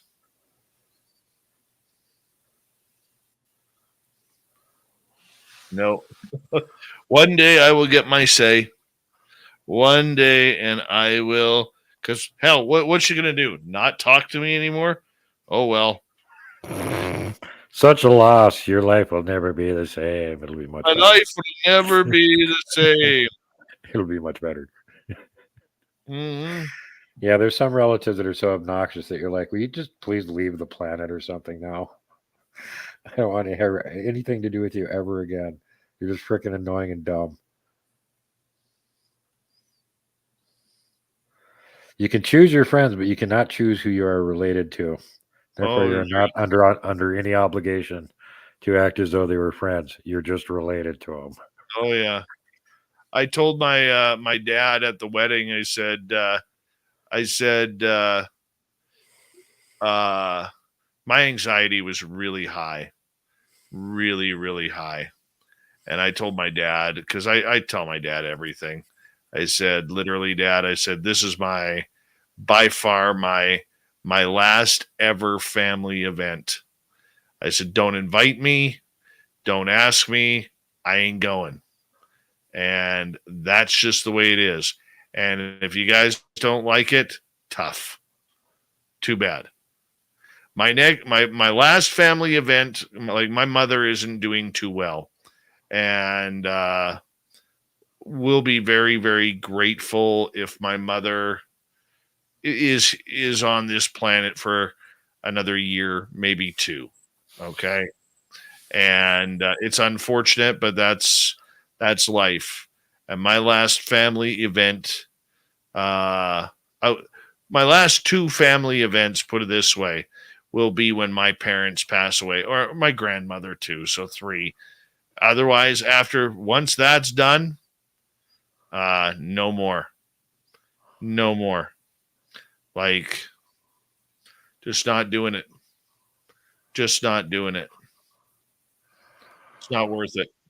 Yeah, the only blood relatives I got left are my brothers in Florida. They're 3,000 miles away, and that's close enough. Hey, Johnny Music, how you doing, buddy? But I'll tell you what, bud, I got to bow out. My stupid computer wants to restart yet again. I'm not even kidding. I started updating this piece of you-know-what at 6 this evening. And No it way. was half an hour before I had to be on your show, and it finally stopped doing it. And now it still wants to reset and do another one. Of course it does. Yeah, well, that's what happens when you don't run the damn thing for a couple weeks. It's like, oh, I need all these new updates, and yeah. I hear you. Stupid. That's why we have the Super Duke song rocking us out at every single show. Get your Dukes up for the Super Duke. Permission from Blue Oyster Cult to use Godzilla for my theme song would be more appropriate. I'll catch you later, guys. See ya. Bye-bye. See you, Super Duke. See you, Super Duke. How y'all doing? How y'all doing? Any questions for old Davey tonight? Any questions?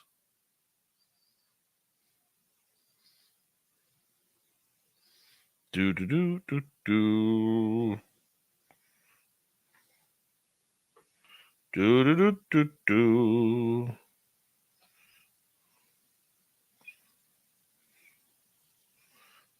It's all cherry. Very good. Okay, let's open this up. I'll get some animal stuff on here pretty quick here. We'll take a look around. Let me just get this part done.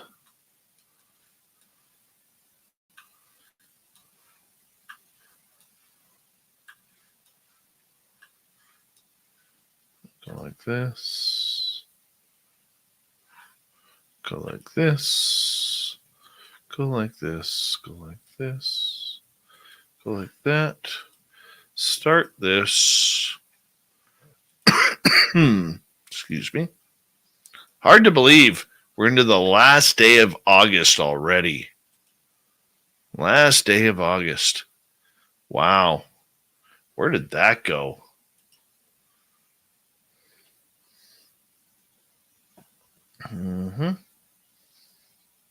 See what we got here. Oh, they're zooming in on the elephant shit there. No need for that. Oh, let's see what else we got here. Shalati Bridge? There's nothing there. Besides a broken bridge. I'm trying to find something here for us here. Rosie's Pan? Nothing.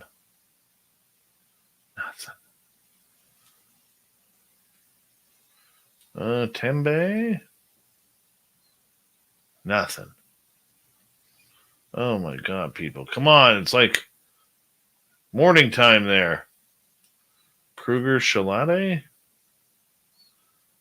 Nothing.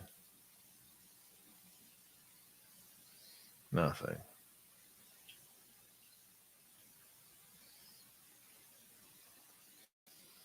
What else we have here?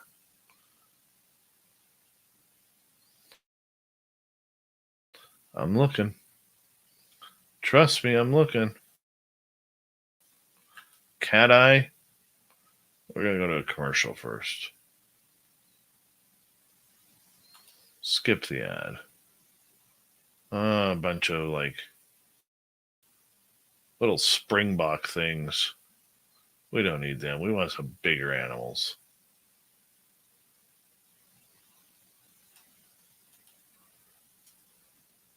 Oh, yeah.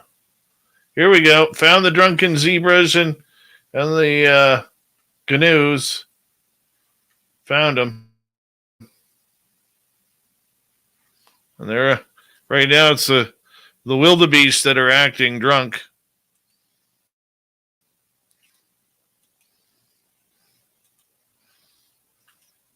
There they are. A couple of gazelles walking in here, trying to stay the hell away from the drunk wildebeest and the zebras.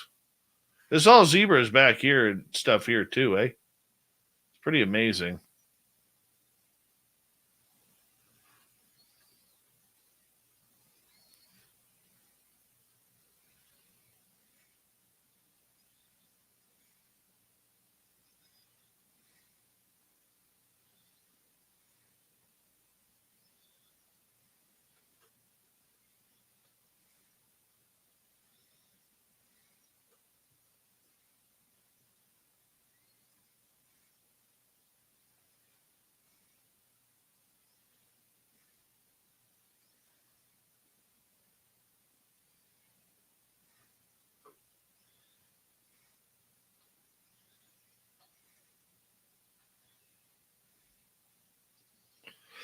I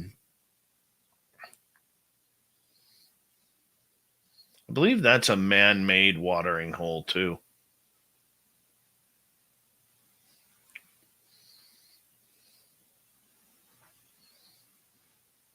I would like to know how Mr. Ballin, and I watch his stuff too, but I would really like to know how he has like 5 million subscribers. I really would.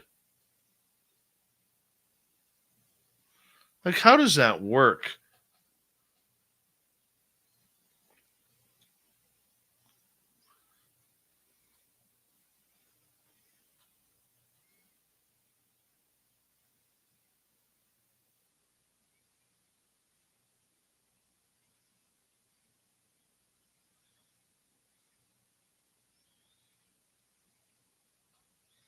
I don't get it.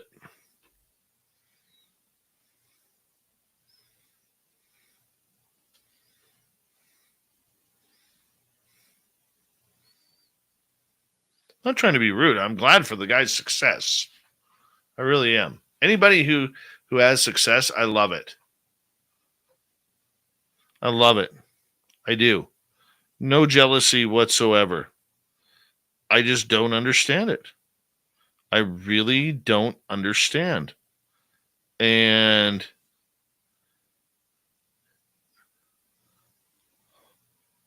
I don't want to sound insultive or anything, but like, seriously. There's that lady who does the same thing too.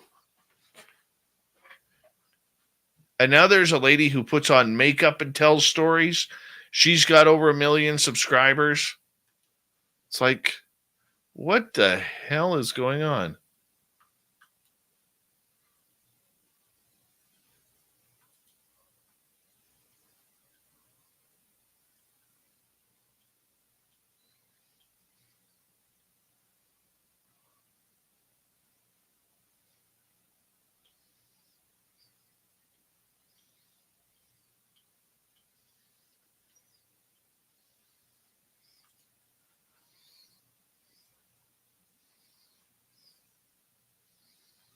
Like, I seriously do not get it. Not trying to be rude, just do not get it.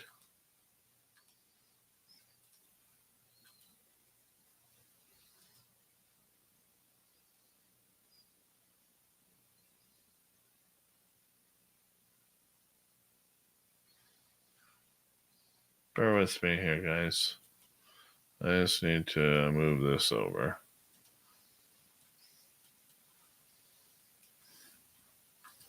I mean, we had a good month here at SOR. We had like 500 new subscribers in August. It's fantastic. It really is. And we are up to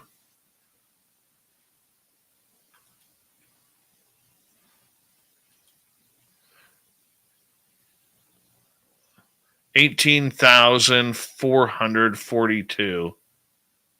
Pardon me, we've had 483 subscribers in the last 28 days.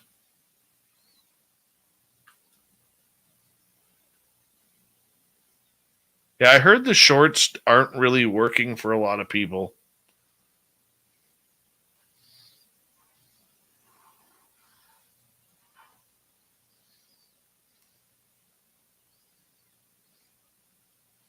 If you sucked on your gnome and made slurping sounds, you'd have 50,000 subscribers. 100?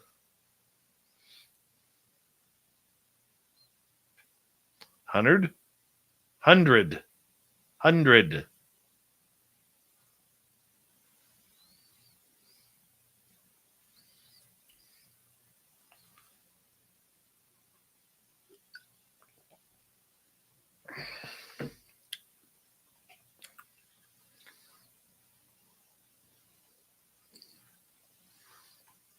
Hundred. There may be a.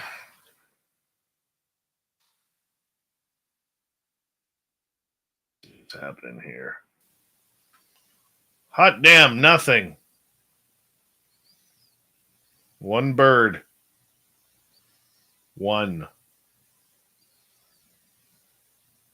And a couple more now.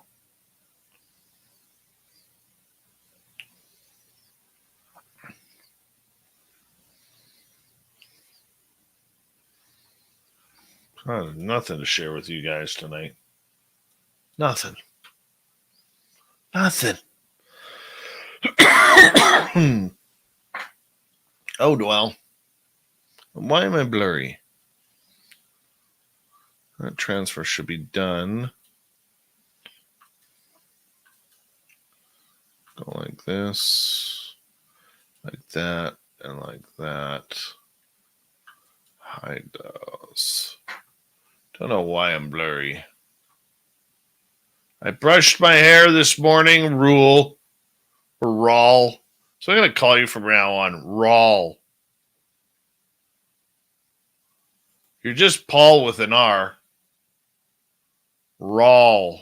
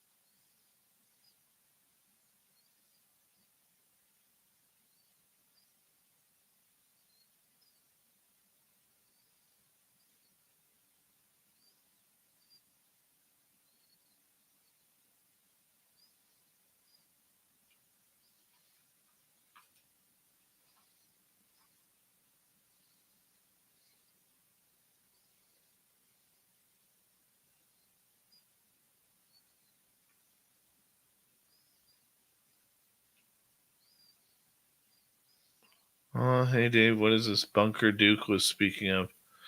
I have no idea.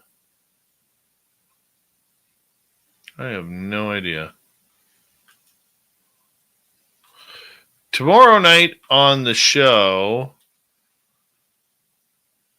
we are going to be joined by Katie Page, UFO researcher, heavily deep into Roswell. We're going to talk to her about Roswell tomorrow night. That's going to be a lot of fun. We love Katie Page around here. And yeah, so we're going to continue on doing our fun stuff that we normally do, because that's what we do. And do us a favor, if you haven't already, hit that thumbs up.